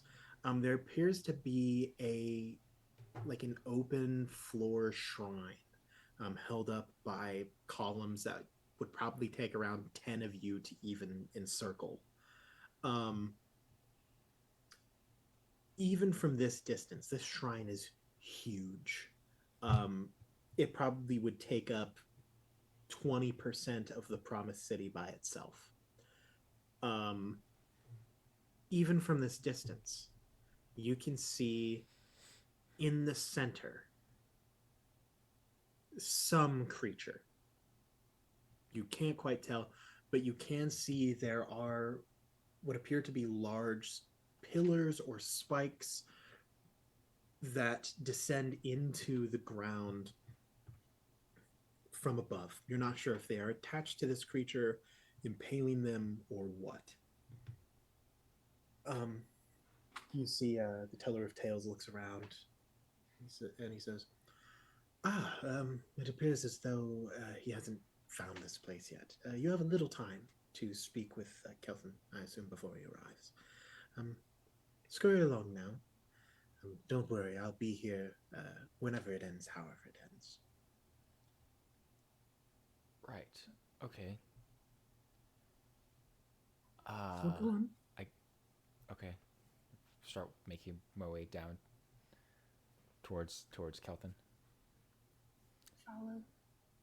As you leave, Sierra, he pats you on the shoulder and says, "You're doing great." You Such a walk. supportive man. He's look, guy's a good guy. Um, the two of you walk across this pavilion of sorts. And as you get closer and closer to the center of it, you can see the figure in the middle appears to be a humanoid of some sort. Not too much larger than you, probably smaller than Empora, but definitely sitting around the like 7 to 8 foot mark. Um, and you can see six pure black rods have been impaled through him. Um, on his knees, hands outstretched that appear to be holding onto something towards the ground. There is a spike through each of his arms, each of his legs, and then two that make an X through his chest. Hmm. 6 total spikes. But as you get closer, you can define more and more features. He appears to be wearing simple, ragged traveler's clothes, a cotton spun shirt, basic leather pants, no shoes, soles worn from walking, skin tanned from the sun. What strikes you most, though, for each of you actually, is the way that he looks at you as you approach. He looks up. Zavaden, it's so strange to you because you know that this is not a face that you've seen before. But for some reason, it reminds you achingly of the same kind of look that your mother would give you when you were lost or scared and you would run and she would find you. Very similar for Syrah. Your family, your friends, when you were alone and the ones who cared about you would go looking for you, those are the eyes that look back at you. Almost pity, but more just relief that at last you are found. As he sees you approach, he gives a kind of a shaky smile and says, "Ah, this is unexpected. Hello, I'm Kelthan. May I ask who you are?" My name is Vaden. Sierra. We're travelers of sorts. Ah, travelers. I do love travelers. We, well, I guess I and Sierra here has been helping me. We're trying to attempt to help mend some of the damage that just happened to the world recently. Oh, no, it is rather broken. Do you happen to know how to fix it? Um, well, I was hoping maybe you knew how to do that. Oh, no. No. Fix it, no. I'm barely holding on now. Trying to string it together like a torn seam. But I've run out of patches. And you can actually see the things that he's holding in his hand are thin white wires that have wrapped around his hand so tightly they've actually began to draw blood. Um, as he clenches on white knuckled, unable to move from his position. He says,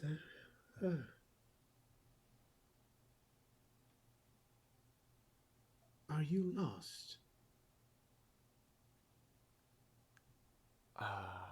I mean, aren't we all? He kind of smiles, an actual smile for the first time, and says, "Yes, yes. That's why I tried to save them, you know." Right. Can't we? Could we not like call upon like the God Spawn and try and see if they can't help? Yes. I did do that, didn't I? I should have known. No, no. I did what I could. He was right. He was right. It's getting very difficult to hold all this. What are you holding? Oh, I'm trying to hold it all together.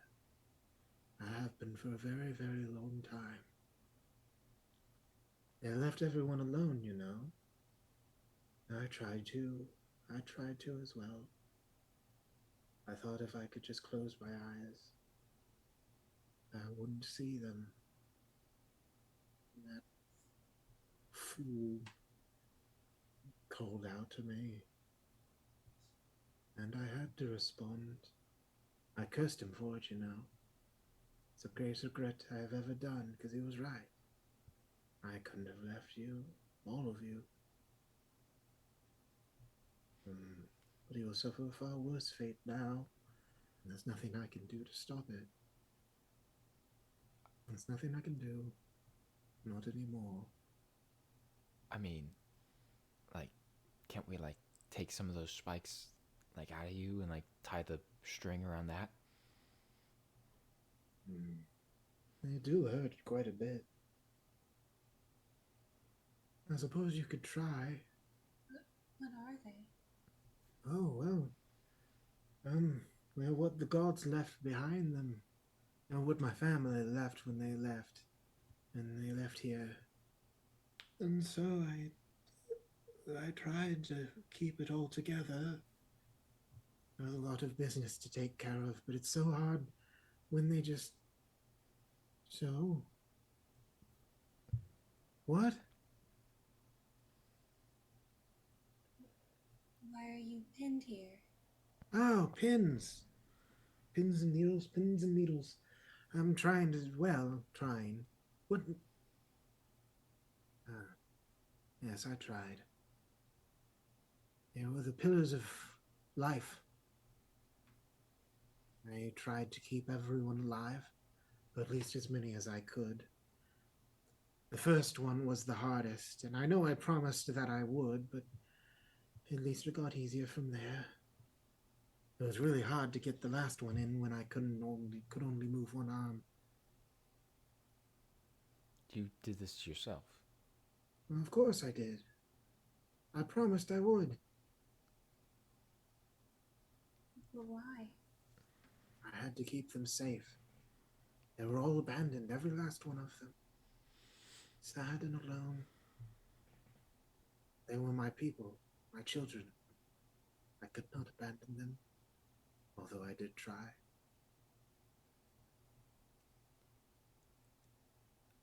Does does this guy sound like Okay. yeah. Please, I think it's pretty clear he's not okay. please make an insight check. Oh, also, if you can convince me some other type of role you want to make, he's just asking. It's probably chill. Like what do you want to find out? And you tell me, and I'll probably like some kind of role. Okay, I'm trying to see if he's like crazy or not. Yeah, right no, now. that's an insight check. I'm talking Okay. like if you want to like check out these pillars, what he's holding in his hands, that'll be different types of checks. Does Ask away. yeah? I mean, well, I'll show he's like studying him. I'll get a little closer and attempt to study like the spikes to see like Yeah. If Make I- an Arcana check. okay. 15. 15. You think that this man is exhausted. You have seen very recently the effects of a combination of immortality and loneliness, even just in the form of Empora. You think that this Kelthan is a good creature,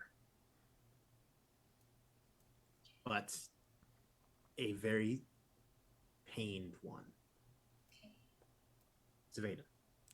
16 on my Arcana check. Well, the first thing that you notice, first of all, these are very hard to even look at once you get up close. You do manage to see carved on each of the 6 pillars is a word. Endeth, Panora, Garug, Dechadal, Ashnod, and Xanthis. Mm-hmm. So if in theory, if I were to attempt to pull one of these out, I could theoretically be like destroying this city. It's hard to know. Yeah, great, love that.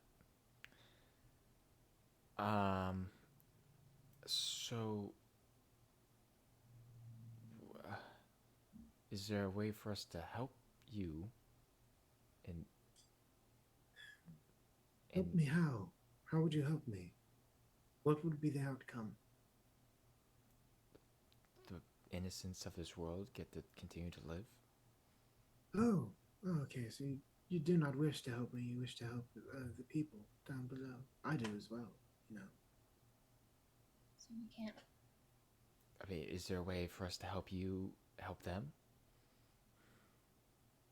Like, if we take on part of the burden for you, is that even possible? Would that do anything? This world will end. How it ends may be able to be influenced. Okay. And how might we attempt to accomplish that?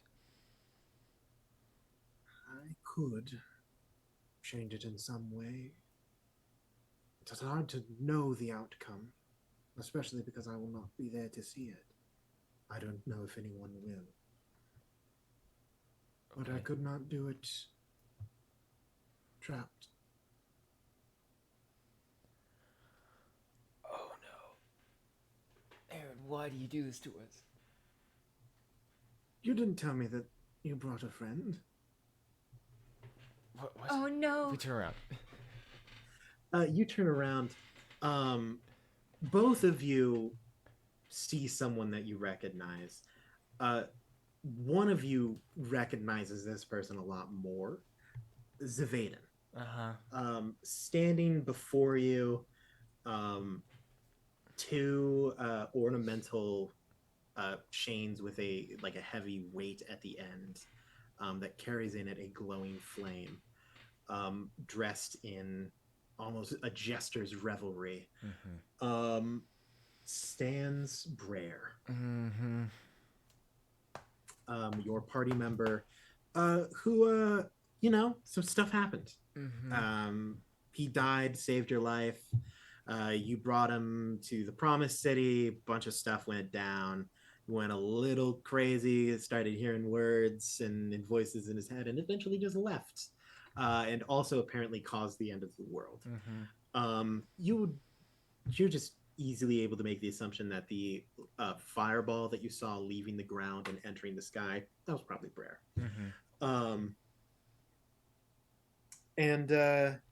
And yeah, he stands maybe 60 feet away, walking slowly towards you. Not another step. And what are you going to do if I choose to continue walking? Put an arrow in your foot. Oh, just the foot? Come on, you could be a little spicier than that. Do you know how many people have died because of you? How many innocent people have died? I haven't killed any with my hands. Well, recently. Oh, you mean because of the apocalypse? You broke the chains. Of course I broke the chains. Why? I'm trying to go home.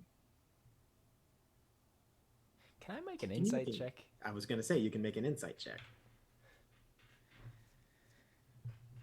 Syrah, you are standing pretty close to Kelvin, and he says, "You could do it, you know. You seem like a strapping young gal. Do what? Oh, you could free me. I don't think mine might hurt a little bit. They're rather heavy." Okay. It's a I'm 12 gonna start on trying the to insight. unpin him. 12 on the insight. It is really easy to see. Yeah. This isn't Brer anymore. People say eyes are the window to the soul. You look into Brer's and you see fire, a burning, intensely hot flame, and an eminence of madness. You're not sure if you think that Brer knows who you are and has some idea of what he is doing. And he is in control of his actions, but they are being influenced by something else. and you're not sure what. Okay. Okay. Syrah, do you lay your hands on one of the pillars? Yeah. Can you please roll a charisma saving throw? Okay. Oh, lovely. That's a 13. 13. I will get down to what you experience and feel in a little bit. Okay. The moment Syrah lays her hands on the pillar, you see Brer loosely dangles his two poi at either side and says, Wait, I have a question. I ready an arrow. "Yes, Syrah? Could I have potentially maybe sort of raged before I did this? I will absolutely allow you to rage." Yes. I The dandelions light up. You ready an arrow. Yep. You hear Brer say, Now, we can't have you doing that. I get to kill that bastard with my own hands." He lowers himself into a sprint. I need everyone to roll initiative. Brer, why? Why?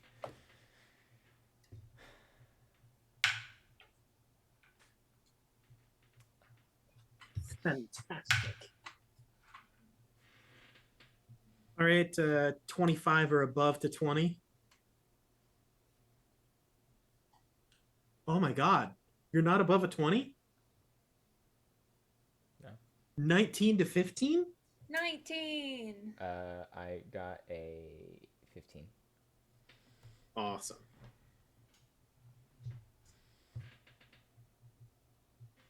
Sounds good. Syrah, you lay your hands on the first pillar, the pillar of Endeth. Immediately, you feel a crushing mental weight. You feel as though every single living and dying creature in that city is suddenly placed on your shoulders. It is an immense, unimaginable amount of pain.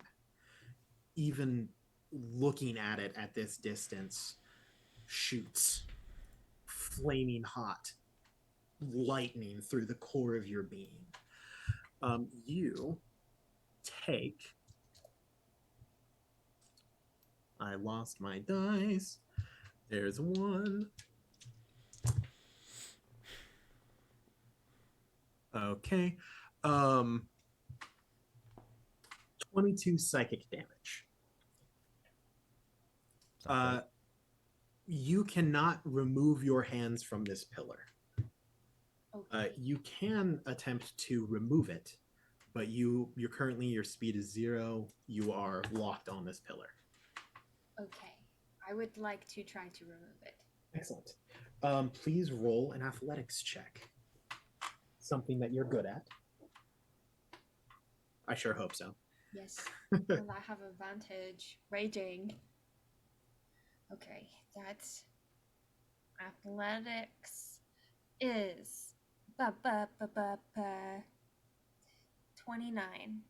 29. Oh, I wouldn't say it's easy because the DC is set pretty high on these things, but you grit your teeth, the screams of thousands of souls being ripped from their bodies as they are murdered in the streets as the fire and lightning rain from the heavens. You grit your teeth, plant your feet, pull this massive spike out of the ground. This one specifically, one of the ones through the chest, the right side of the chest. You pull it out. The moment it is removed, you no longer hear those screams. His body, Kelthan's body, is left with a gaping wound that openly drips godly ichor on the ground. That is your action. Is there anything you would like to do as a bonus action?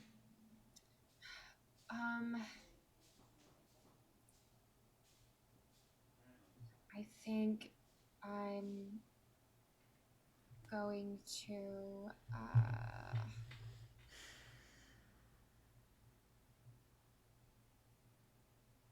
do I want to do that?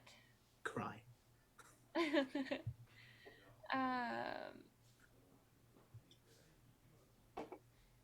I think I'm going to openly weep. throw up a little bit. I'll go ahead and just do it right off the bat. We're gonna do the zealous presence.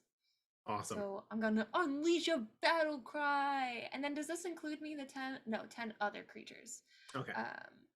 Okay, so then I'll give it to Kelthin and Zavaden? yes. Awesome. And so you two will have advantage on attack rolls and saving throws until the start of my next turn. Sick.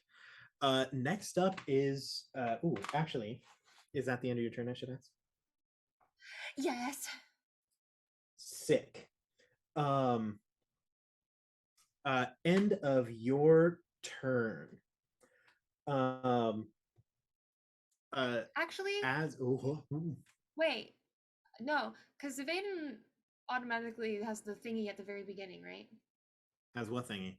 Like the automatic Does crit that thingy? does that only work on creatures who you go before? Okay. Okay. I'll So tell you right now, still effective? Brer will go before Zavaden. So. Oof. Okay, so will this be helpful to you having the advantage right now? Okay, Yeah. cool. I just wanted to make sure you didn't have like another thing you could do. Cool.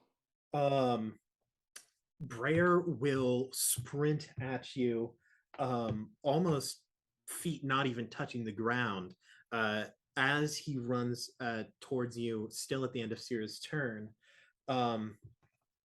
He will begin to swing those traditionally not weapons, but more of like performing arts poi, swing them around. And one of the moves, he almost spins on the ground, lights it ablaze. I need you to, Zavaden, to make a Constitution saving throw. And you have advantage.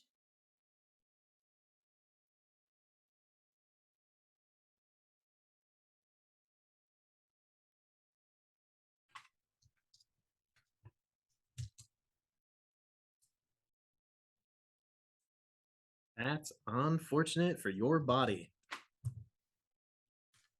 I don't know if I have enough dice for this. God, I love saying those words.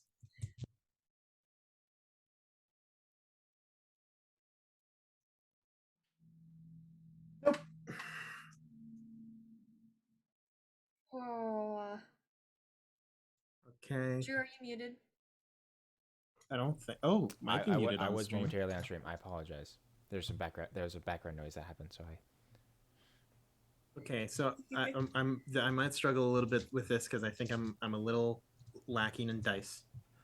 So let's see, 3, 4, 5, 6, 7, 8, 9. This is gonna hurt a lot. Dang, I'm off by 1.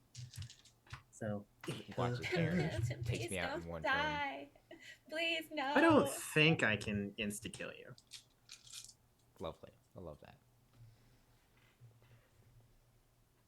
Okay, let's see. That's 10, 16, 19, 20, 21, 22, 26, 31, 37, Owie. 38, 39, 42, 47. Oh God.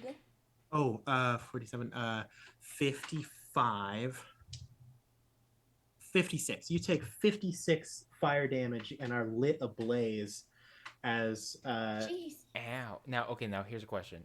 Is this considered magical fire? Yes. Okay.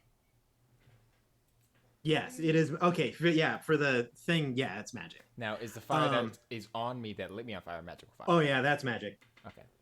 Yeah, that's magic. You said 55 points of damage? 56, I believe. 56. Okay. I may be wrong, but I think it was 56. Is... I rolled a lot of 1s on that, so that's good for you. Excuse me? Yeah, I was 14 under the recommended average. Oh my goodness, Aaron. Of 70. God. Wow. So you are lit ablaze. At the start of your turn, you will take damage, but it's not your turn yet, because guess whose turn it is? It's Brer's. Aaron is actually trying to Don't giggle like that. You're not allowed. Of course I'm trying to kill you. I'm a villain. What a quote. Let's see. Okay. He's just getting up close. He doesn't like you. He's just going to slam into you twice with those fire poi. Who are you talking to me still? Oh yeah, absolutely. Oh, buddy. He's going Buddy, no. in. Let's see. I wish I okay. could help, man. It would be pretty sick if That'd this be was a cool. thing Well, that you I'm could do. saying now, good luck, Lydia. Okay. Don't leave me. Well, there's nothing I can do when before my first turn of combat, the Don't DM die. downs me. You can do that. Does a hey, you're not down yet. Does an 18 hit? Yes. Okay.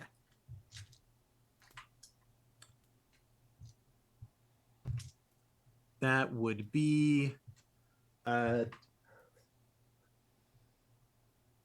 da, da. I don't like this.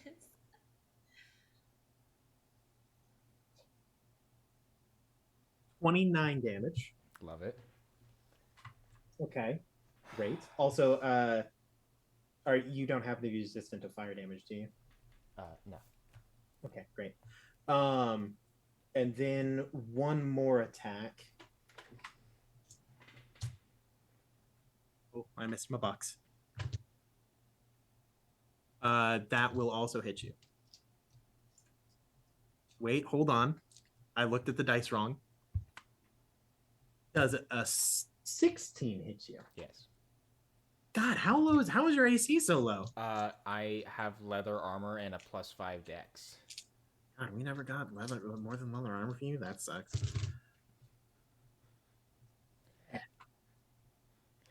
If you recall, Aaron, when this campaign started, you prefaced this is a hardcore campaign that you will likely not survive in. Hence the fact I remember the fact that. that we use point buy, and I have 10s in all my other stats. 24. So that'll be another 30 damage. Great, I'm unconscious. Awesome. So the living embodiment of fire that is currently Brer snaps his fingers. You burst into flame, and then wham, wham, two orbs of flame slam into you.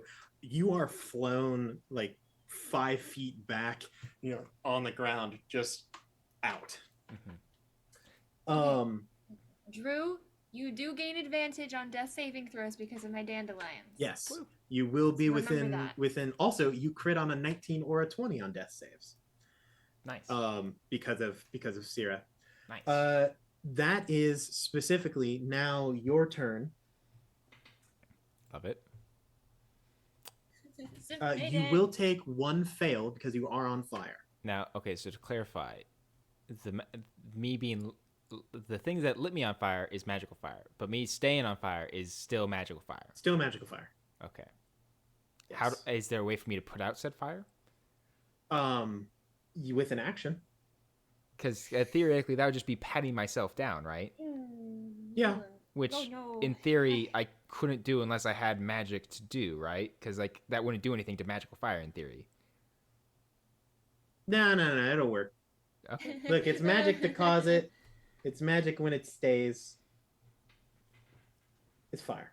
Okay. It's fire. Basically, your minor problem can't be used in a good way. Okay. I'm just clarifying. Yep, you're good. Okay, love it. Okay, that's another fail. Really? Awesome. I rolled What a is 7 going and a on, 5. man? My goodness. Buddy.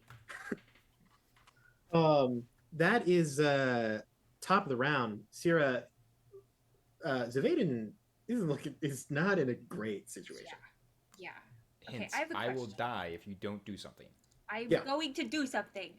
I'm asking if I'm able to do both put out the fire and a medicine check on them to try to stabilize them. Is that something I can? They're technically both actions. But... Sure.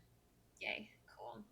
Rule I'll of give it to cool. you, Drew. I have magic dandelions. They can help me. Yeah. Sure. Use Magic just cover 'em dandelions. with dandelions. Magic dandelions. Yeah. The dandelions that are turn growing to ash, pat out the fire. That turn to ash when they touch me. And they hit Okay, the look. fire first, so that's The okay. ashes Oh, will okay. smother the fire. Okay, there Exactly. We go. Yeah. That's perfect. Okay. I mean, I suppose they're magical dandelions. Does that make any? Does that does that affect the? Okay. This... No, they're not creatures, so it'll put out the fire. I'll let it happen. Medicine check. Medicine check is a 15. 15. Good enough. You are stabilized. I'll even let you keep rolling on your turn with these dandelions. I'll even let you roll death saves to see if you can crit on your turn. Okay, great. I love it. You got a 1 in 10 chance. But yeah. Okay, and then wait, let me double check a thing.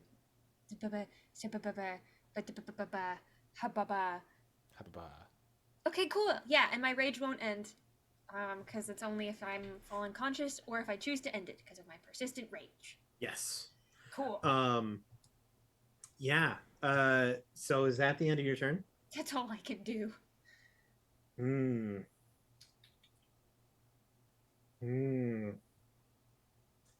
Interesting. Can you make a con save?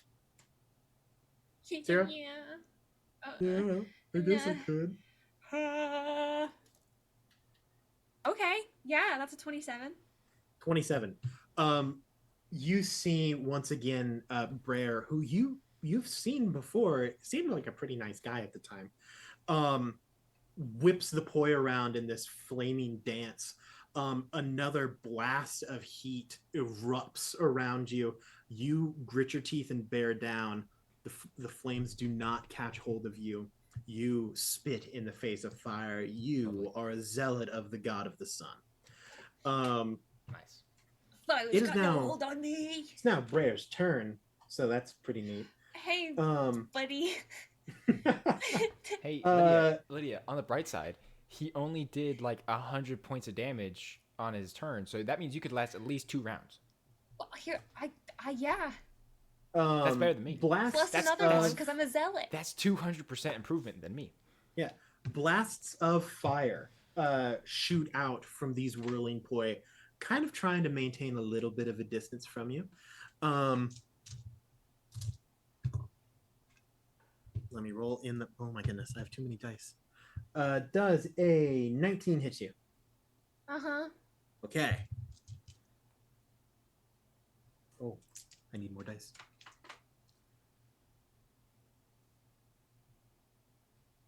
There's my dice. Yeah.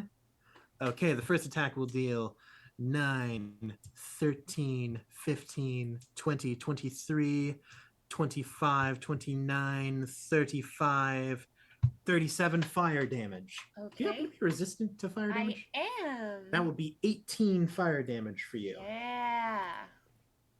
Oh, it'll make another attack as well. Okay. Same one. Okay. That one will hit because it's higher than the last one. Yep.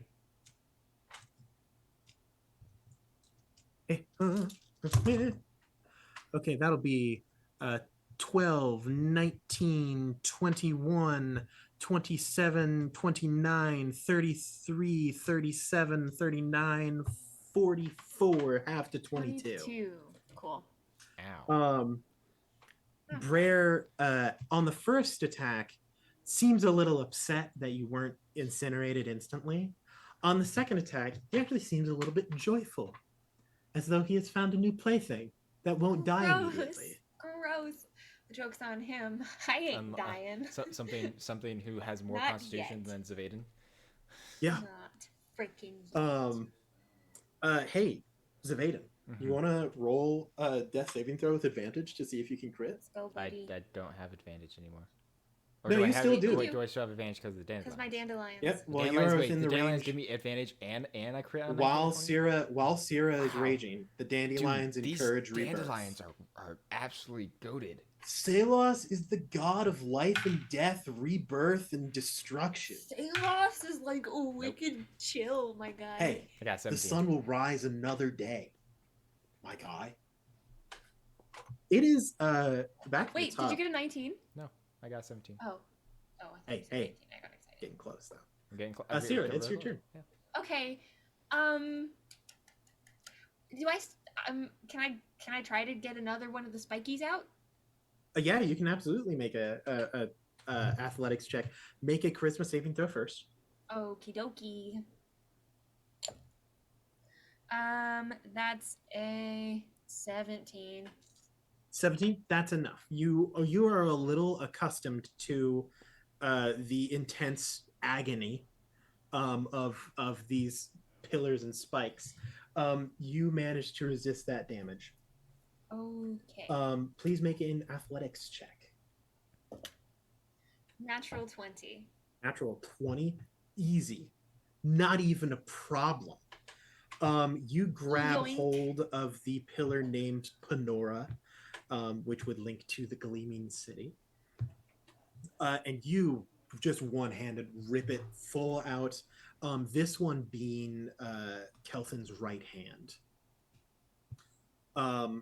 Kelthin, for the first time in a long time, moves his like shoulder. It's like, oh, I kind of forgot it could do that. For a brief second, he opens his hand and the threads slip.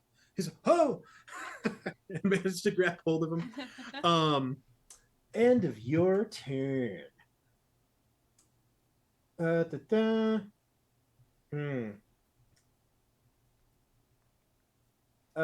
He is going to target Kelthin. He figures if you're resistant to fire, I mean, might as well target the crazy old man covered in chains. He will succeed. Because I don't want to roll a whole bunch of dice for an unimportant NPC of no consequence. I'm just going to take the average. Kelthin erupts in fire. You see him kind of like blinking around in it as some of the skin begins to like literally melt off of his newly mobile arm. And he goes, oh, pain. It's not as bad as it was before, come to think of it. My guy. That is the end of your turn. Brayer's turn.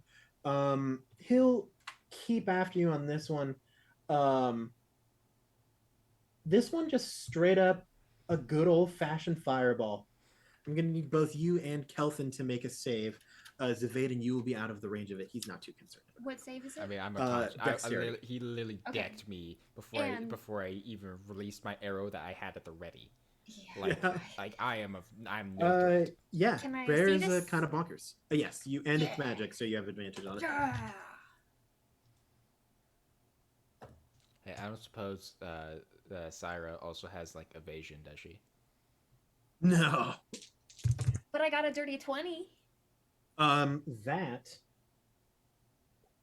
is the exact DC that is necessary to save. Yeah. So that'll be 9, So you take 10, 11, damage. 12, Quarter. 16, Give me a quarter. 18, 23, 28, 28, halved do you to think- 14, halved Halved. once again to 7. Hey, do you think DJ would be mad if I multiclassed in Barbarian? This late in the game? No. Awesome. Yeah, he is going to, you know what? He'll step into your court. He's moving up. He will move up to stand right next to you and Kelthin. Hey, buddy. Sweet. Stop. That's the end of his turn, Zavaden. Death save with advantage. Let's go, buddy.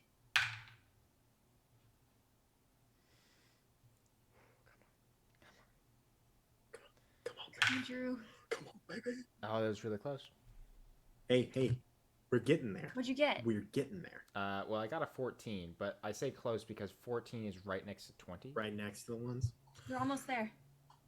Top of the round, Hey. Syrah. Hey. Brayer is right next to you. Okay. It's hot. It's toasty. Yeah. Brayer smoking. I think I'm just gonna try to Keep pulling some pillars. keep pulling some pillars. Charisma saving throw and an athletics check. The charisma is an 18, Okay, yeah, that's enough. and then the athletics, is 20. Oh, wait. I haven't paid attention. Yeah, 21. Excellent. 21 with the athletics check. Yeah. You are unable to pull it from the ground. Really? Wait, let me double check, make sure I. Dang it. That's it. Just 21. Yeah, It's just you lay your hands on it. You manage to resist the pain. You see images flash in your mind of people you've never met before, carrying the burden of the great floating city of Garug. The sweat on your hands from being in this close of proximity to a being of fire causes your hands to slip on the pillar, and you cannot quite find purchase. It's at the end of your turn. Yeah. Awesome. End of your turn. Well, what? Oh, wait, no, that's a What? saving throw. Dang it. Sorry. Okay, great, good. I'm trying so hard. It's just gonna combust poor Kelvin again. It's right next to you. It doesn't really matter. Yeah. Still not great for Kelvin.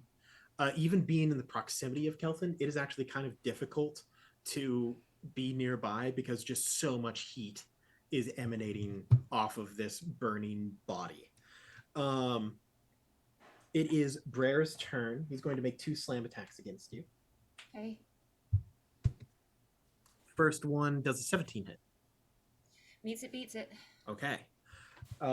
Just to speed things up a smidge, that will be you're resistant to both of those damage types. That would be 36 half to 18. Okay, so 18 damage. Yes. That will miss with a 14. Yeah. The next one, you actually manage to just kind of slip around Kelthan, and the swing goes wide. Okay. At the start of your turn, though, at the start of his turn, I forgot about it. Being close enough to Breyer at the start of his turn deals you some amount of damage. You will only take 5 damage, though. Okay. Excellent. Civ. Mm-hmm. Civ. Mm-hmm. Come on, Civ. I need you, buddy. Please, I need you. Well, maybe if you didn't down me in before my first turn. Okay, mister, I deal 1,000 damage because I crit on every attack in my first round of combat. I Maybe mean, I to thought be you were a fair, threat, huh? you did paralyze me. Okay, Yeah, but this is that revenge. was for 1 round, not Avenging not 4. Lydia. It was 2. Come on, my It guy. was 1. Come on. Get a crit. You can do it. This is the one. Nope. Come Bro, on. buddy. Now, Buddy, my guy. DM, I want to clarify something. So I am stable. Yeah. Okay, does that put me at 0 HP? Yes. Okay. Okay. You know what? This is the Magic time. dandelions. It's not the dandelions. Dang it. But never at the the end of your dandelions. turn, Savaden, Mm-hmm. a figure approaches you Mhm. with 2 shining copper eyes. Mm-hmm. And he'll lean down and he'll go, "It really sucks when the lead actor falls in the first act. Get up." I'm trying my best here, dude. All right, it's not my fault. My D20 will roll a 19 or 20. You will gain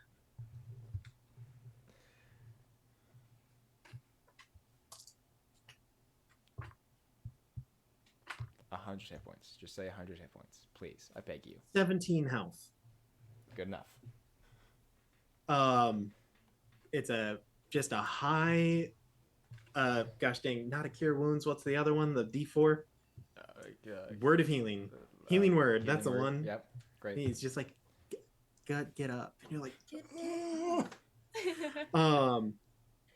you are lying on the ground, staring up at the eyes of the teller of tales. Mhm. Things are exploding in the background behind you, Mhm. but that's besides the point because it's Sierra's turn. Yep.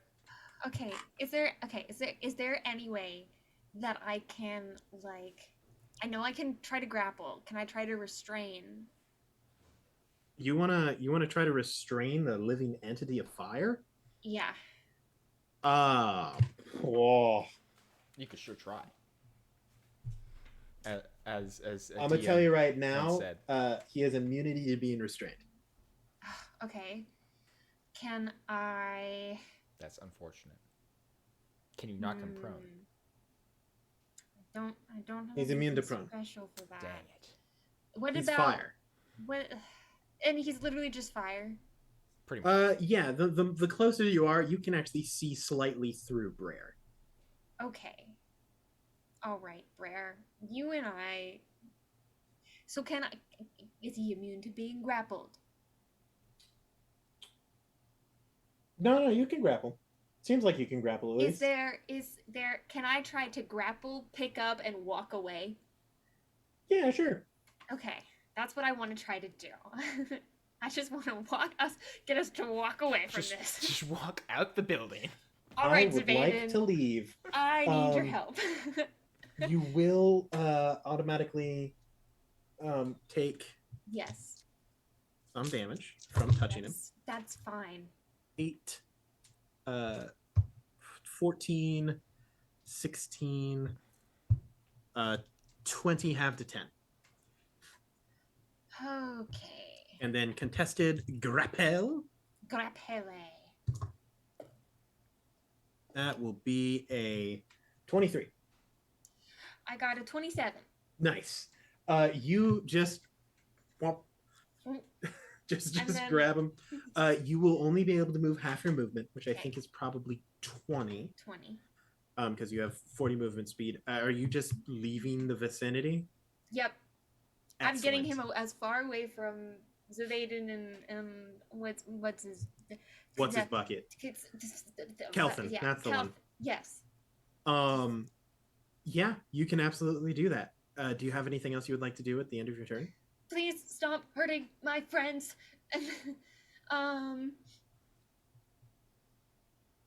that's about it. Awesome. I'm not going to have you roll a persuasion check. I would like to face him away from. That's a good choice. End of your turn.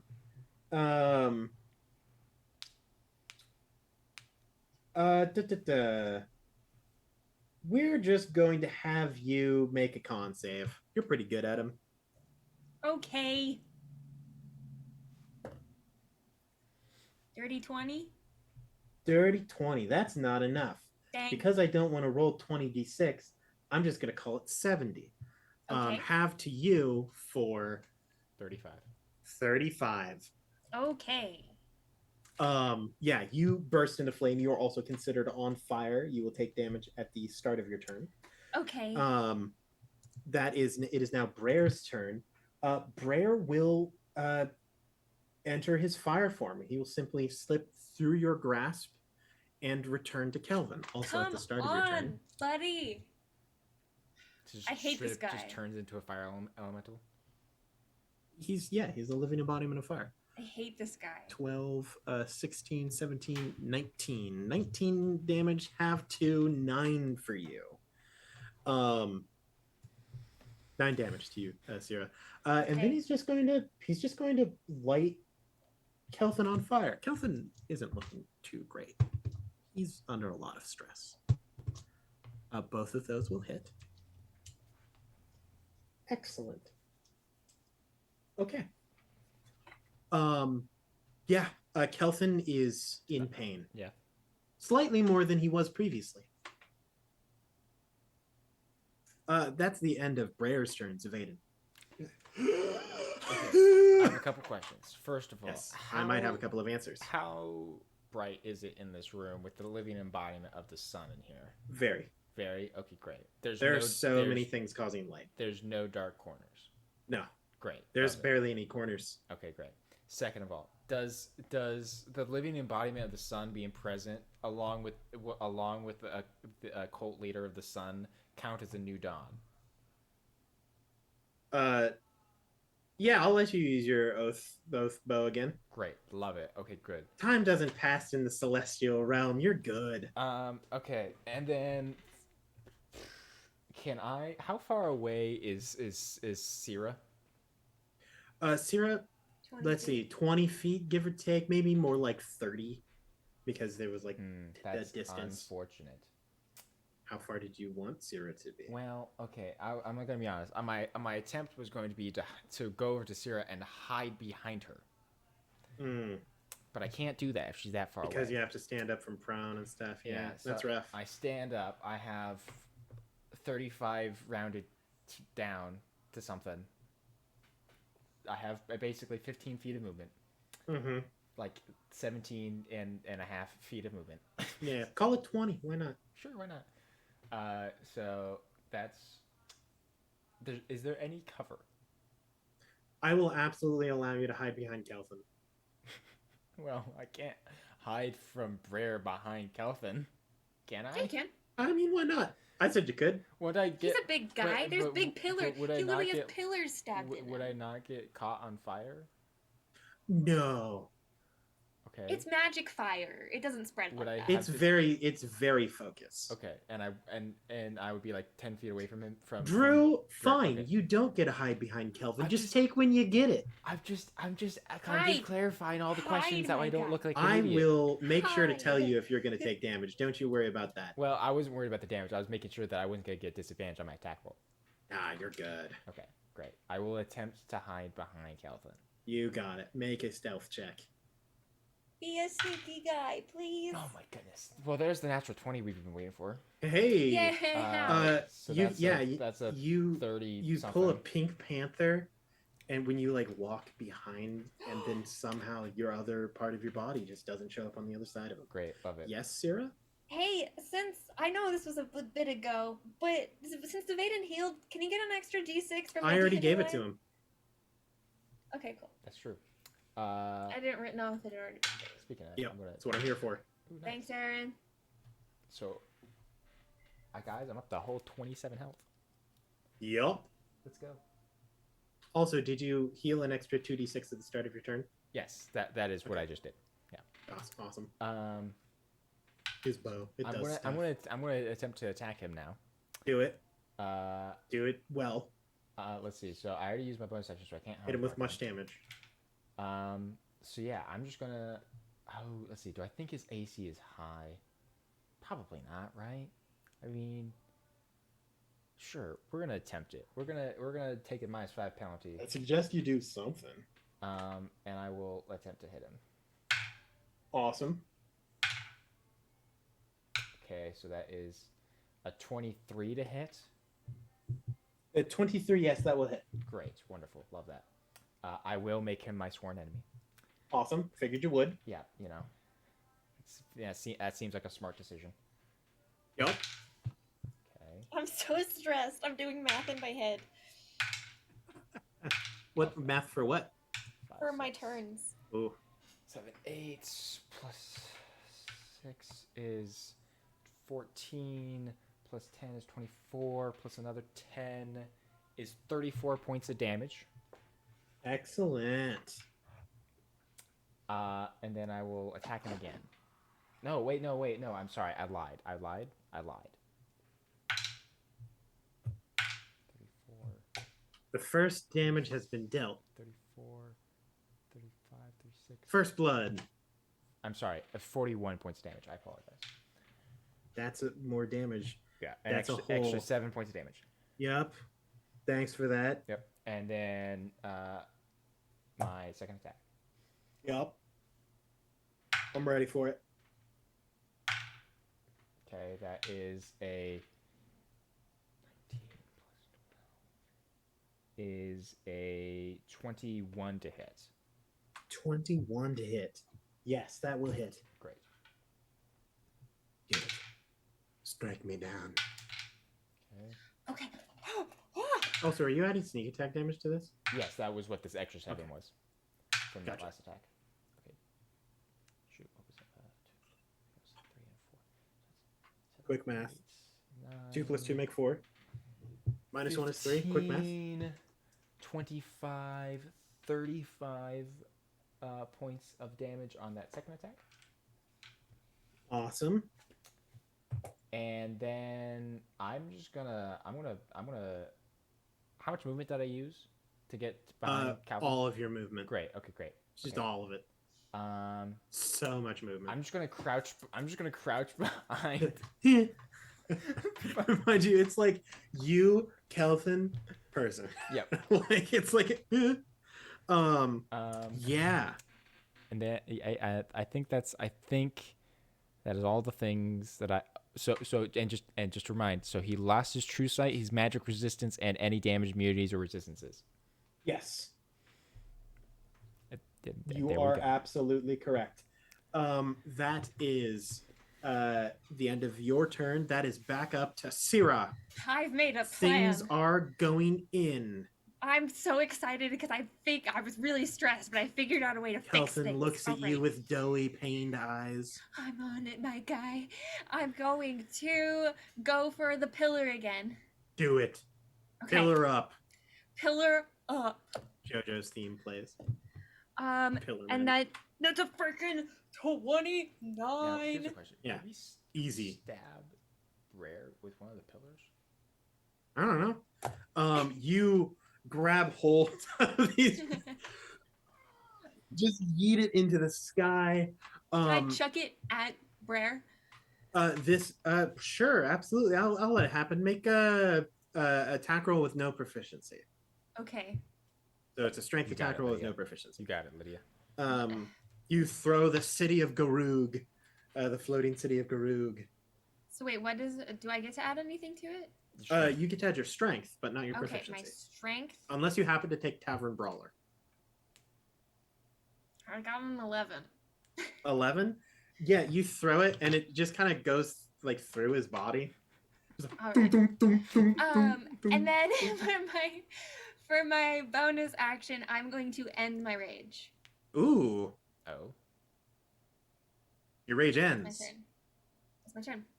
Does it take a bonus action to end rage? Seriously? Yes. You Yeah. took an action. You can also Wild. end your rage as a bonus action. Crazy. Wow. I thought it was just free. I wish it was free. Well, that's the end of your turn. Eeny, meeny, miny, mo, Zavaden's up, and so is Syrah. I don't This suppose. Kelvin I don't fella's not looking suppose great. that Brer counts as an aberration right now, does he? Nope. I figured. I figured he didn't, but I figured. Yeah, I was that's worried. rough for you, huh? Oh, I missed I'm the going rage. to need everyone to make. My rage is gone. No, don't. Please no. All right, Syrah, are you still resistant to fire? Yes. Okay, so you will not need to make it.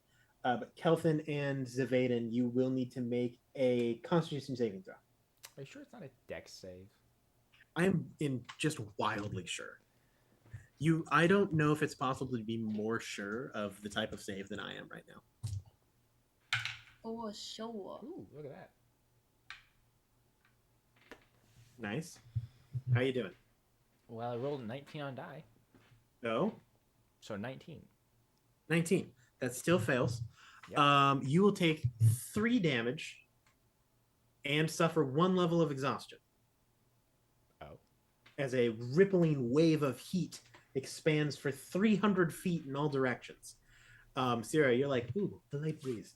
Zavaden's like, oh, I'm being broiled alive. Heat exhaustion, it happens. It happens. Stay safe, everybody. Drink water. Hydrate or dihydrate. That's right. Speaking of Brer, just doing stuff and things right now. Please stop. All sorts of things. Just so. Please Oh. Stop. Ooh. Stop. Be You're pretty making it wild if weird. that happened. You're making it weird. I'm normal.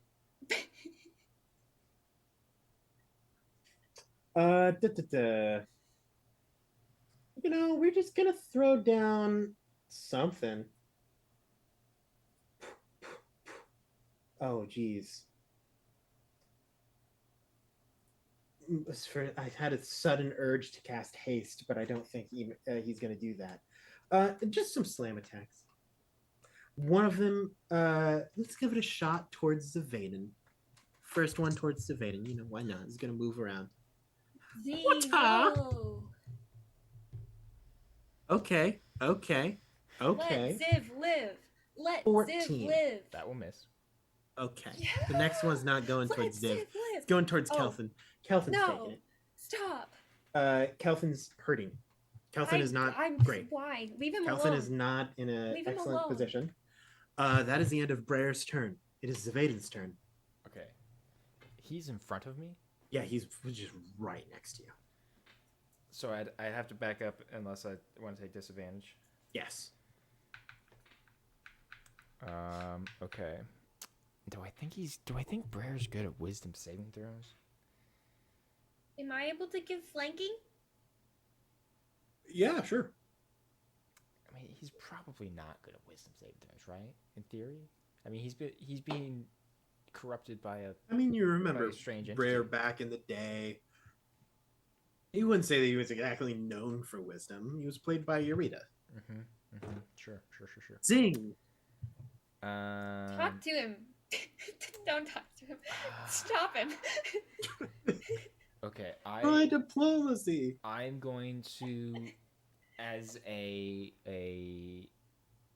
bonus action, disengage Nice. and back Aw. up. Back up 35 feet. Yes. And then I will unleash 2 more arrows, I guess. Sneak attack available, no advantage. Okay. Well, I have it. I do still possess advantage because of my. Yes, it is your chosen target. Mo did that. Okay. Man, Melora was stacked, huh? Okay, so that is a. It'll hit. I saw the number that you were about to make with your mouth. It'll hit. Okay. Yeah, it's a 23. I saw. Yeah, that's enough. Okay. Okay, that's slightly better.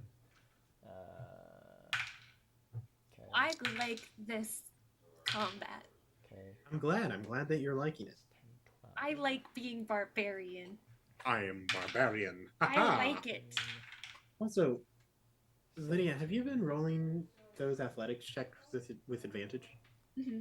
Okay, I Okay, just wanted to so make sure. DM, that is 37 points of damage on the first attack. Okay, lighten them up. And then, and then just my second attack, because that's all I got. Yep, Just the 2. on it. Oh, I don't suppose I still. I don't suppose I still crit on a 20 or a 19, do I? No, that's No. only for death saves. Yeah. Okay. Unless you were a champion fighter. Unless you're clearly a the champion best fighter, some- in which case, right? If only. Okay. All right. So that's gonna hit. Yep. Yeah. Okay. Strike them down. Okay. Strike them down. Do it. Do it, Zervatum. He's too dangerous to be left alone. Could you imagine if that's what Okay, Kelvin was like? It was just, do it. 24. Do it, Zervatum. Strike him. 44 points of damage on that attack. 34 points of damage. It's getting progressively later, and I'm getting progressively less lucid. You fire off thump, thump, 2 white and black arrows, barely even visible in the area that you're at because they match the surrounding. They thud into the body, a body that shouldn't be thuddable because it's basically completely made of fire. Mhm. Still, your arrows find purchase, etch themselves into Brer's very soul. Mhm. Is that the end of your turn? I believe so. Hey, I'm gonna bonus action rage. Yeah. Cool. All Okay. right, now I'm gonna go for another pillar. Charisma save. Charisma. Charisma is a dirty 20. Good. Yep. Athletics check with advantage because you're a barbarian. Natural 20. Dog, that's your second one pulling these pillars out. I gotta give you something. I'll let you grab 2. Really? Look, you've crit twice on these pillars. You grab Deshadal and Ashnod, one in each hand. Your traps flexed, lats Dude. flexed, biceps curled, triceps functioning as they should. Yay. You pull them. The only one remaining is the last pillar stuck through his what appears to be Kelthin's heart. Kelthin is sitting there, still on fire. I'm going to then proceed to flip off Brer. Nice. That's Brer my takes turn. offense. He's like, "That's Okay. my thing." End of your turn. Oh man, what to do? We're just going to hey, Zavaden. He walked away, but I think Father. Huh. Well, in that case, Syrah. You know, hey, because why not? okay, It's just going to yeah, you're gonna have to make a con save. okay. 17.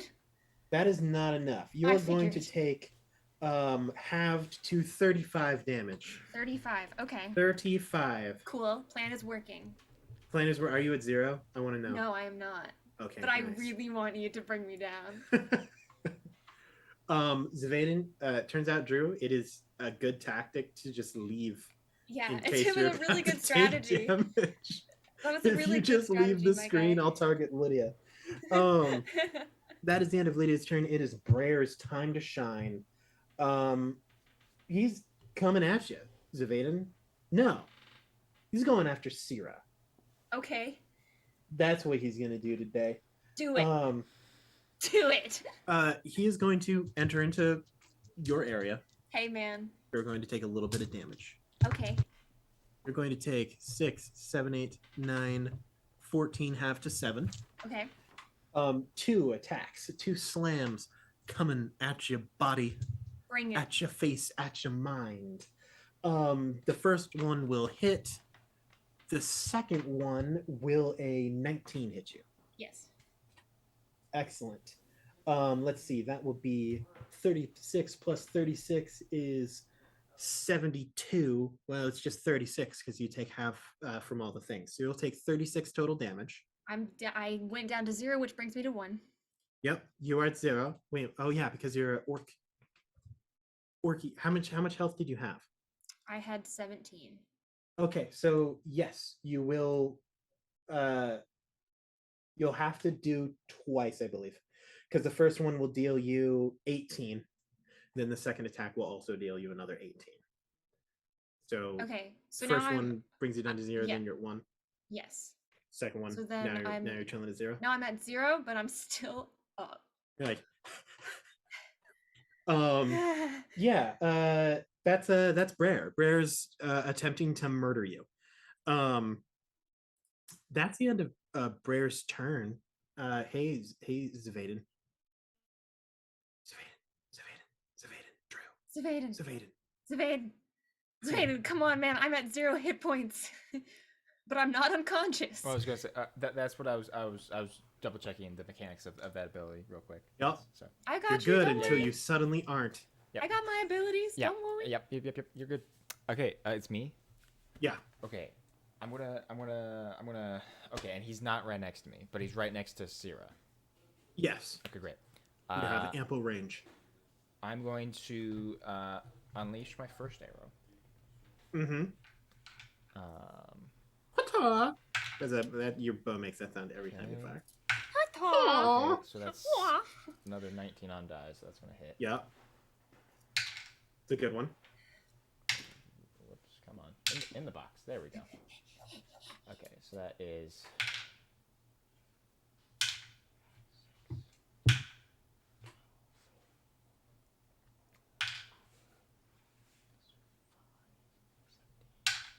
Do the math. 24,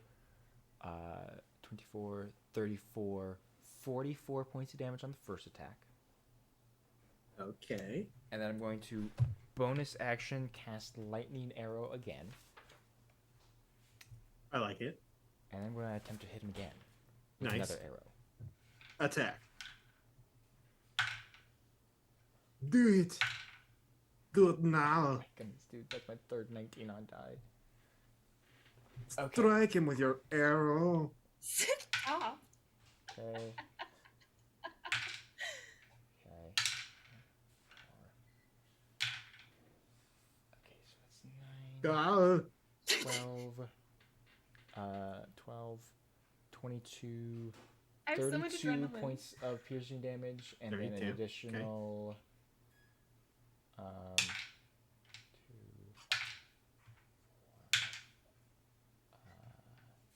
Come on, Drew.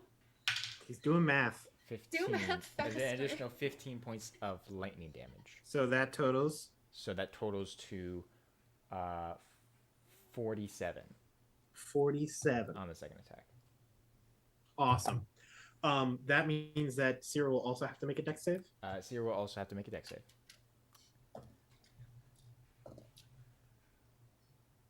13. That will not succeed. That's okay. I'm already. I'm Take already. damage. You're Doesn't already at matter. zero. Zero. That will means that that you suffer a death fail. Yep. Got it marked. And I then believe that's that potentially- is all I think I can do.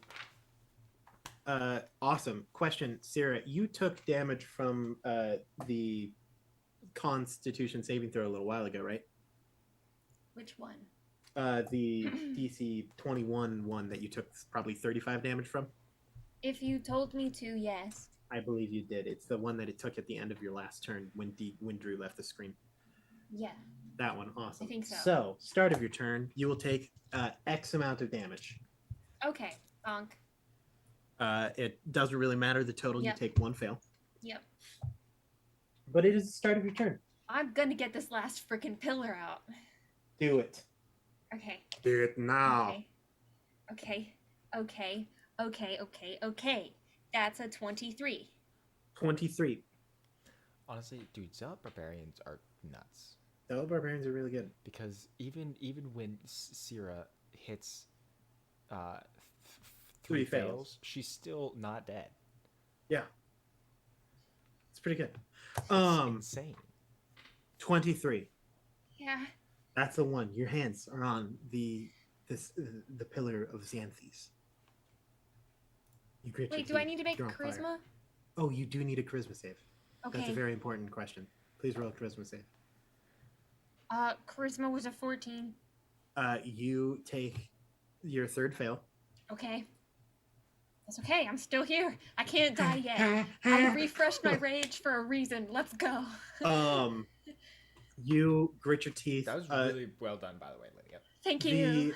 broken city, the last city, the city to the far north, Zavaden, you would know that this is the one covered in ice, where you found a sleeping creature that, and potentially a new friend in the form of Ignis.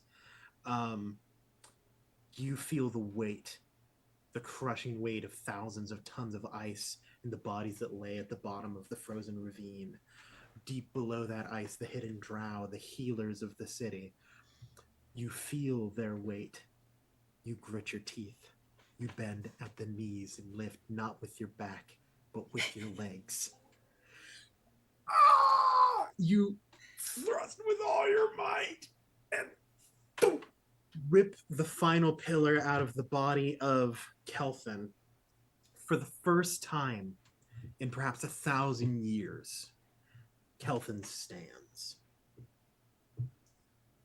A quiet falls over the room. Even the sound of crackling flames dulls.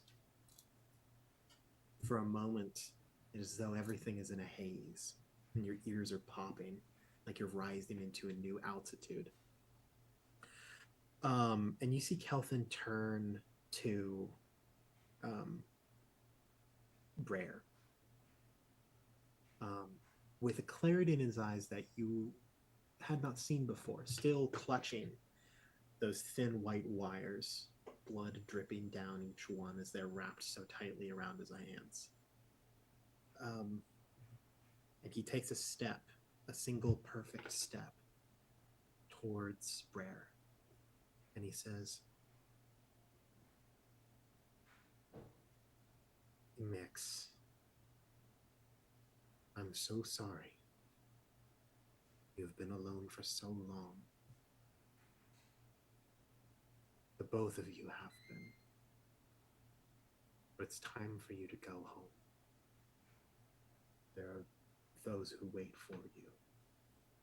The whole world around you begins to shift in paradigm.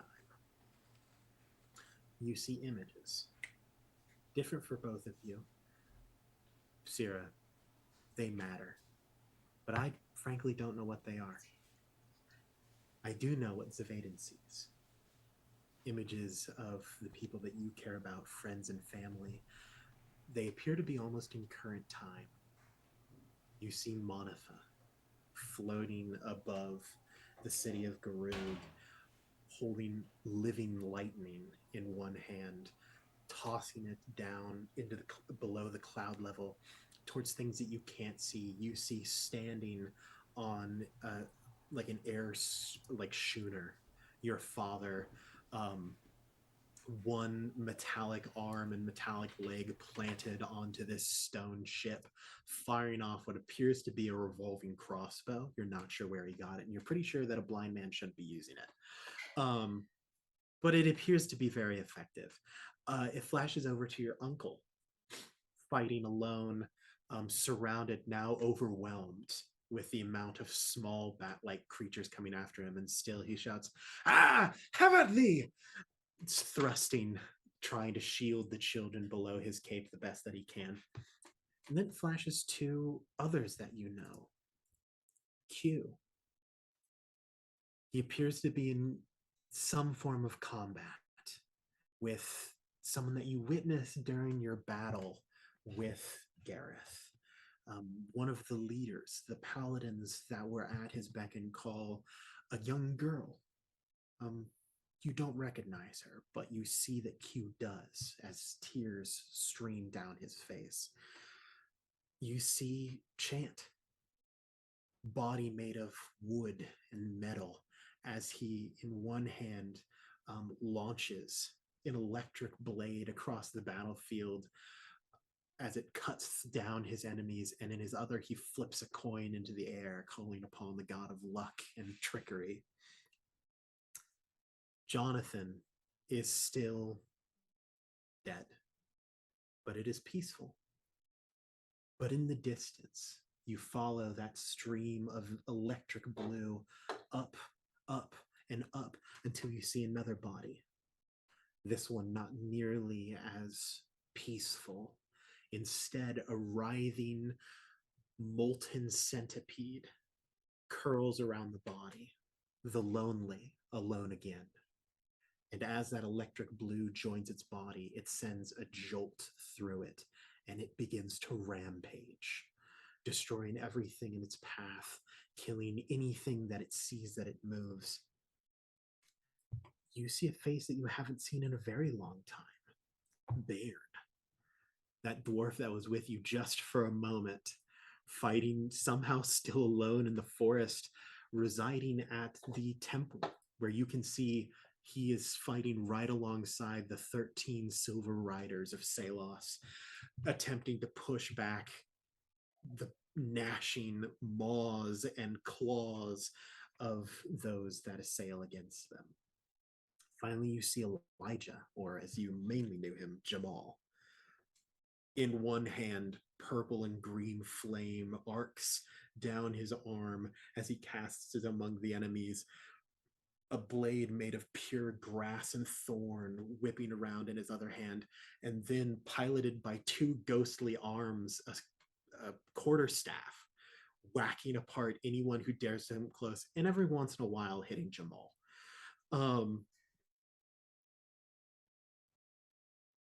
The one thing that you do understand, though, is that these people are losing. They can fight and they can fight and they can fight, but they can't fight forever. You then look a little bit in the distance, and you see Brer gazing into an image of his own. Unlike yours, that flashes between the many people who love you and care for you and wish for your safety, His image is singular. It doesn't move, it doesn't change. It is just the image of a young girl, maybe 8 or 9, with deathly pale skin, blood red eyes, and one comically large sun hat. And you see Brer fall to his knees, one hand still clenched, eyes hard with anger and fire, the other hand open, palm skyward, and tears streaming down his face.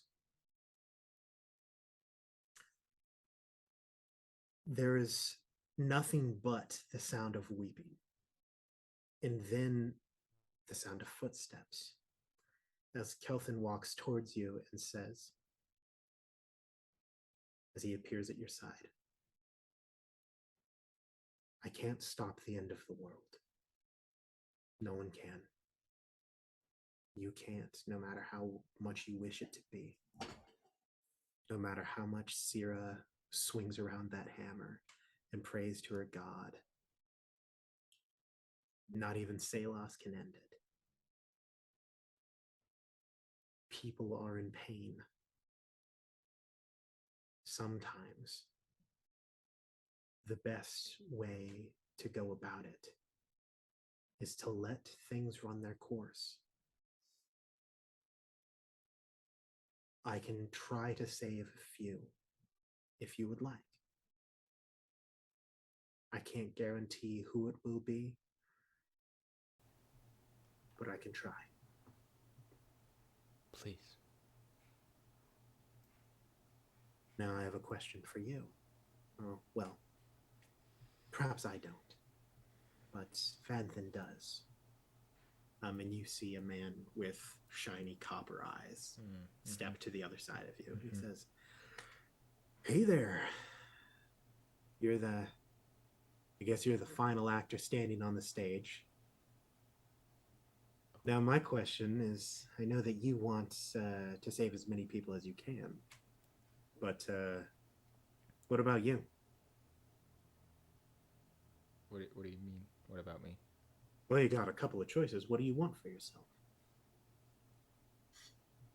I mean, ideally, selfishly, I would desire to be able to live out the rest of my life with my family and my friends. Well, that's a pretty tough goal to accomplish, seeing if you can't determine who exactly is going to make it through this. Do you want to live a mortal life? Could be like me. What does that mean? Oh, well, I suppose I haven't really introduced myself. My name is Vanthan. You would know me as the Teller of Tales. But in the first age, the Age of Kingdoms, I was known as Vanthan the Beggar King, the only one who had no land, no kingdom, and no people. And therefore, I was the one and only disciple of a certain lonely god. And he looks over at Kelthan, who sheepishly grins. Well, I made it through the Second Age, and then it got to the Cataclysm, and Kelthan attempted to leave. And I, being a little bit selfish, and seeing that the end was coming, I asked him to stay, to not forget the people that he swore that he would protect, those abandoned, those lost souls. Kelthan speaks up now and says, I was very angry when he called upon me, and I apologize, as I have many times, Vanthan, for what I've done to you. I cursed him that if I was forced to stay here, he would be forced to watch forever, just so that way I wouldn't be alone. Even once I'm gone, he will remain. You could too remain if you wanted. You would get to see them, at least. And Whoever's left, I mean. What would I be tasked with doing? Observe, chronicle, tell some tales. Would I be able to help? Maybe in little ways.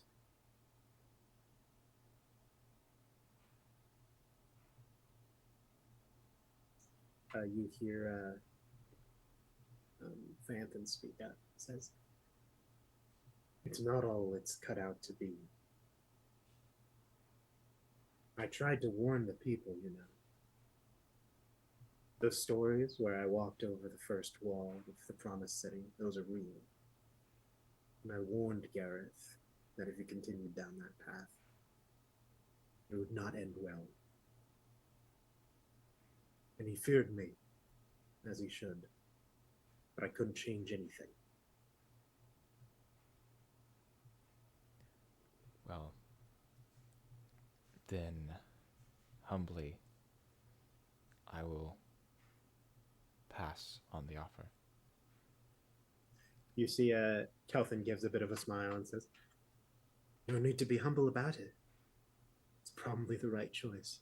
Eternity is suffering. If I survive, I want to help the people who are left. That can be allowed. I hope that you make it through. And if not, know that you at least saved some. Now, I have to go deal with one last lost soul. One who's been abandoned for a very long time. 2 of them, actually. But when the time comes, I will be gone. So regretfully, I can't say see you again. But if you live, who knows, maybe Vanthan will stop by. Or at least observe for a little bit. I wish you luck." Kelvin walks over to Bairn, lays a hand on his shoulder and leans down, whispers something once on each side. And you see Brer stand up and walk into the distance with Kelvin. Vanthan is still standing next to you, and he says, "You still have one chance. Sure you don't want to walk?"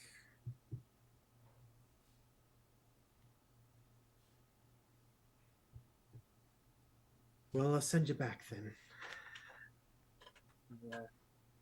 I am sorry about your friend." Wasn't your fault? "She did good." Thank you. "So did you, kid. All right, let's get back to it. I'll be watching. Don't worry. Yours will be a tale that I tell. Well, if there's anyone left to tell it to, I suppose." You see Vanthan also walk off, and those visions begin to flood your mind again until they are so overwhelming that they just devolve into a murky darkness. You open your eyes. You are on the floating city of Garug. Lightning shimmers down from the sky above. You see Monifa hurling it at creatures of unimaginable terror. Kind of smiling a little bit, but also cursing because she just hates magic. You She never changes. grin a little bit, take up your bow, and enter the fray. Syrah, you are standing there as you see Zavaden and Brer shimmer like a mirage and fade away. Slowly, your anger begins to die. And you hear footsteps. Once again, this is getting pretty common for you. We're just kind of an empty room, and you hear a as someone walks towards you from seemingly nowhere. You turn expecting to see Vanthan or Kelvin, and instead you see a woman, clad in full plate mail, burnished gold, sunflowers, and dandelions all over her armor. In her hair, braided into a long, long braid at the back. In one hand, she holds just a mace, a morning star, um, basically a smaller version of your own in some ways. And in her other hand, she holds a shield emblazoned with a field of dandelions with a sun rising in the distance. And she says, "Huh, it's been a long time since I've spoken with someone in a physical form. You're Cyril, right? Yeah. I'm not sure if you picked up on the clues, but I'm Selos." I pieced it together, yeah. I am so sorry. What? Well, you're dead. Oh, Your body just hasn't realized it yet. You have been so loyal for knowing me for so little. It reminds me of my glory days, when the city of Kachatal would burn itself to the ground with its victims inside. Ah, the good days. I can't save you. I'm sure you heard the gist of it, but the world is ending. I might go with it. But I'm a bit of a special case, dear. A dandelion will die. Turn into little fluff in the wind. I always liked that bit. But its seed will sprout thousands more. We will rise again. I can't save you. But if you would like, I can think of someone who could use at least a part of you.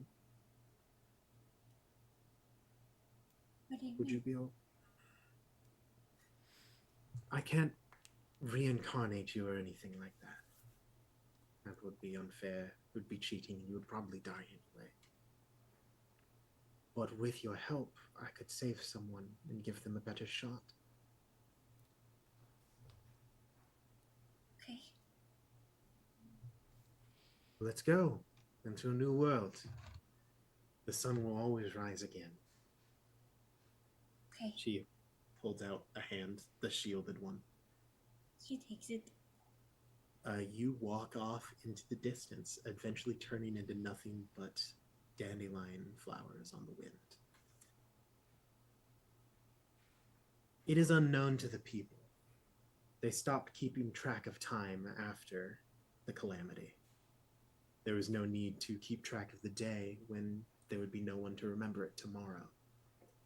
But if they were to have kept track, if perhaps Vanthan, the teller of tales, was the one to tell this story, he who has seen all of eternity and will see it until the end of time and beyond, he would know that the day that the world ended was Selanth, the last day of the year. As the sun fell on that final day, so too did all of the world. Nothing moved amidst the rubble. The cities had fallen. In their wake, nothing but ruin. No one breathed. No one blinked. No one laughed and no one cried. There were no gods. There were no monsters. There was no one to fight, live, or die. No kingdoms, no civilization. Just an empty, dying world. And then the silence was broken. A shift of the rubble. A breath of very small pair of lungs. A hand pale as death broke apart the stone, and a pair of blood-red eyes opened beneath a very large sun hat. And so the world entered the Age of Ash. that story hasn't been written yet. So who knows what happens there. Thanks everybody for coming to my one shot. This has been a very important thing to me. This is the end of a campaign that I have been running in my own mind for a very long time. For those of you who were my players or are my players, I thank you very much for helping me write this story. And I'm sorry that it took so long to finish it. I'm sorry if you are unsatisfied with how it ended or anything like that. But feel free to ask me questions because I probably have the answers to them. For those of you watching who have never played in this game or in this world, and who stuck it through to the end, even when I made references to things that you don't know what I'm talking about, thank you. And I hope that you had at least a little bit of a good time. I had a lot of fun. If you want to know more, if you want to ask me questions about what some of these things meant, I will be available this Thursday at roughly 1:30 in the afternoon to answer some questions. I don't know who will be there with me. Probably Lydia. Maybe Drew. Who knows? It's a coin flip every time. But yeah, this has been Marith. The age of silence has ended. And those who survived into the age of Ash, I don't know. Maybe I'll get around to telling that story one day, but I don't want to start anything if I don't know I'm going to finish it. Couple ending things. If you're not in our Discord, what Get the over crap? there. Hurry. You loser. What are you doing? Come on, fam. Stop it. Get some Get some help. help. If you haven't seen us on the social medias, TikTok, Instagram, Twitter, that's fair. We haven't been posting on there as much. We'll get back to it. As for main campaign stuff, when we'll get back to our regular scheduled content, I'm going to say probably sometime in mid-August, maybe a little bit past mid-August. We got some stuff to work on. We're doing our best to get back to you. We will keep you updated when we know more. Check out Lydia's store. Check out our store. Thank you, YouTube and podcast. I think that's just about it. Am I missing anything, y'all? Have any final things that you would like to throw in, you two? You're so cool, Aaron. Well, I as the current only live player of the original group, I know Ryan is in the chat, and I'm sure he would say the same thing, along with everyone else who, past or present, is a campaign member for this campaign. Thank you so much to Aaron. This is now the second end of a campaign that I've been a part of, and congratulations! It feels you finished a campaign. It feels just as surreal as the first one did.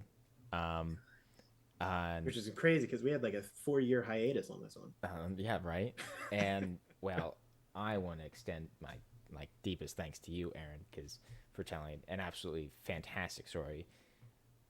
Hopefully, the viewers will get to understand a bit of all the fanatics that happened over the course of 3 years of myself kind of hard to explain, and right? several other friends playing in a basement at a couple folding tables. The truest the definition of Dungeons and Dragons in my mind is just that. It pretty wild. Yeah, it's so amazing, and I feel I'm so happy and blessed and honored that I was able just to be here to experience it firsthand. I really wish everyone else could be here too, because it's really amazing to see how a beautiful story ended. Thank you both for letting me be a part of that. You are always welcome in my games. The only thing that I think I have left to say tonight, if that is all from both of you, that's it, is good luck and Godspeed, everybody. We will see you next time, Dungeoneers. Yay! Thank you for joining me in my world just for a little while. Oh my God. Goodbye.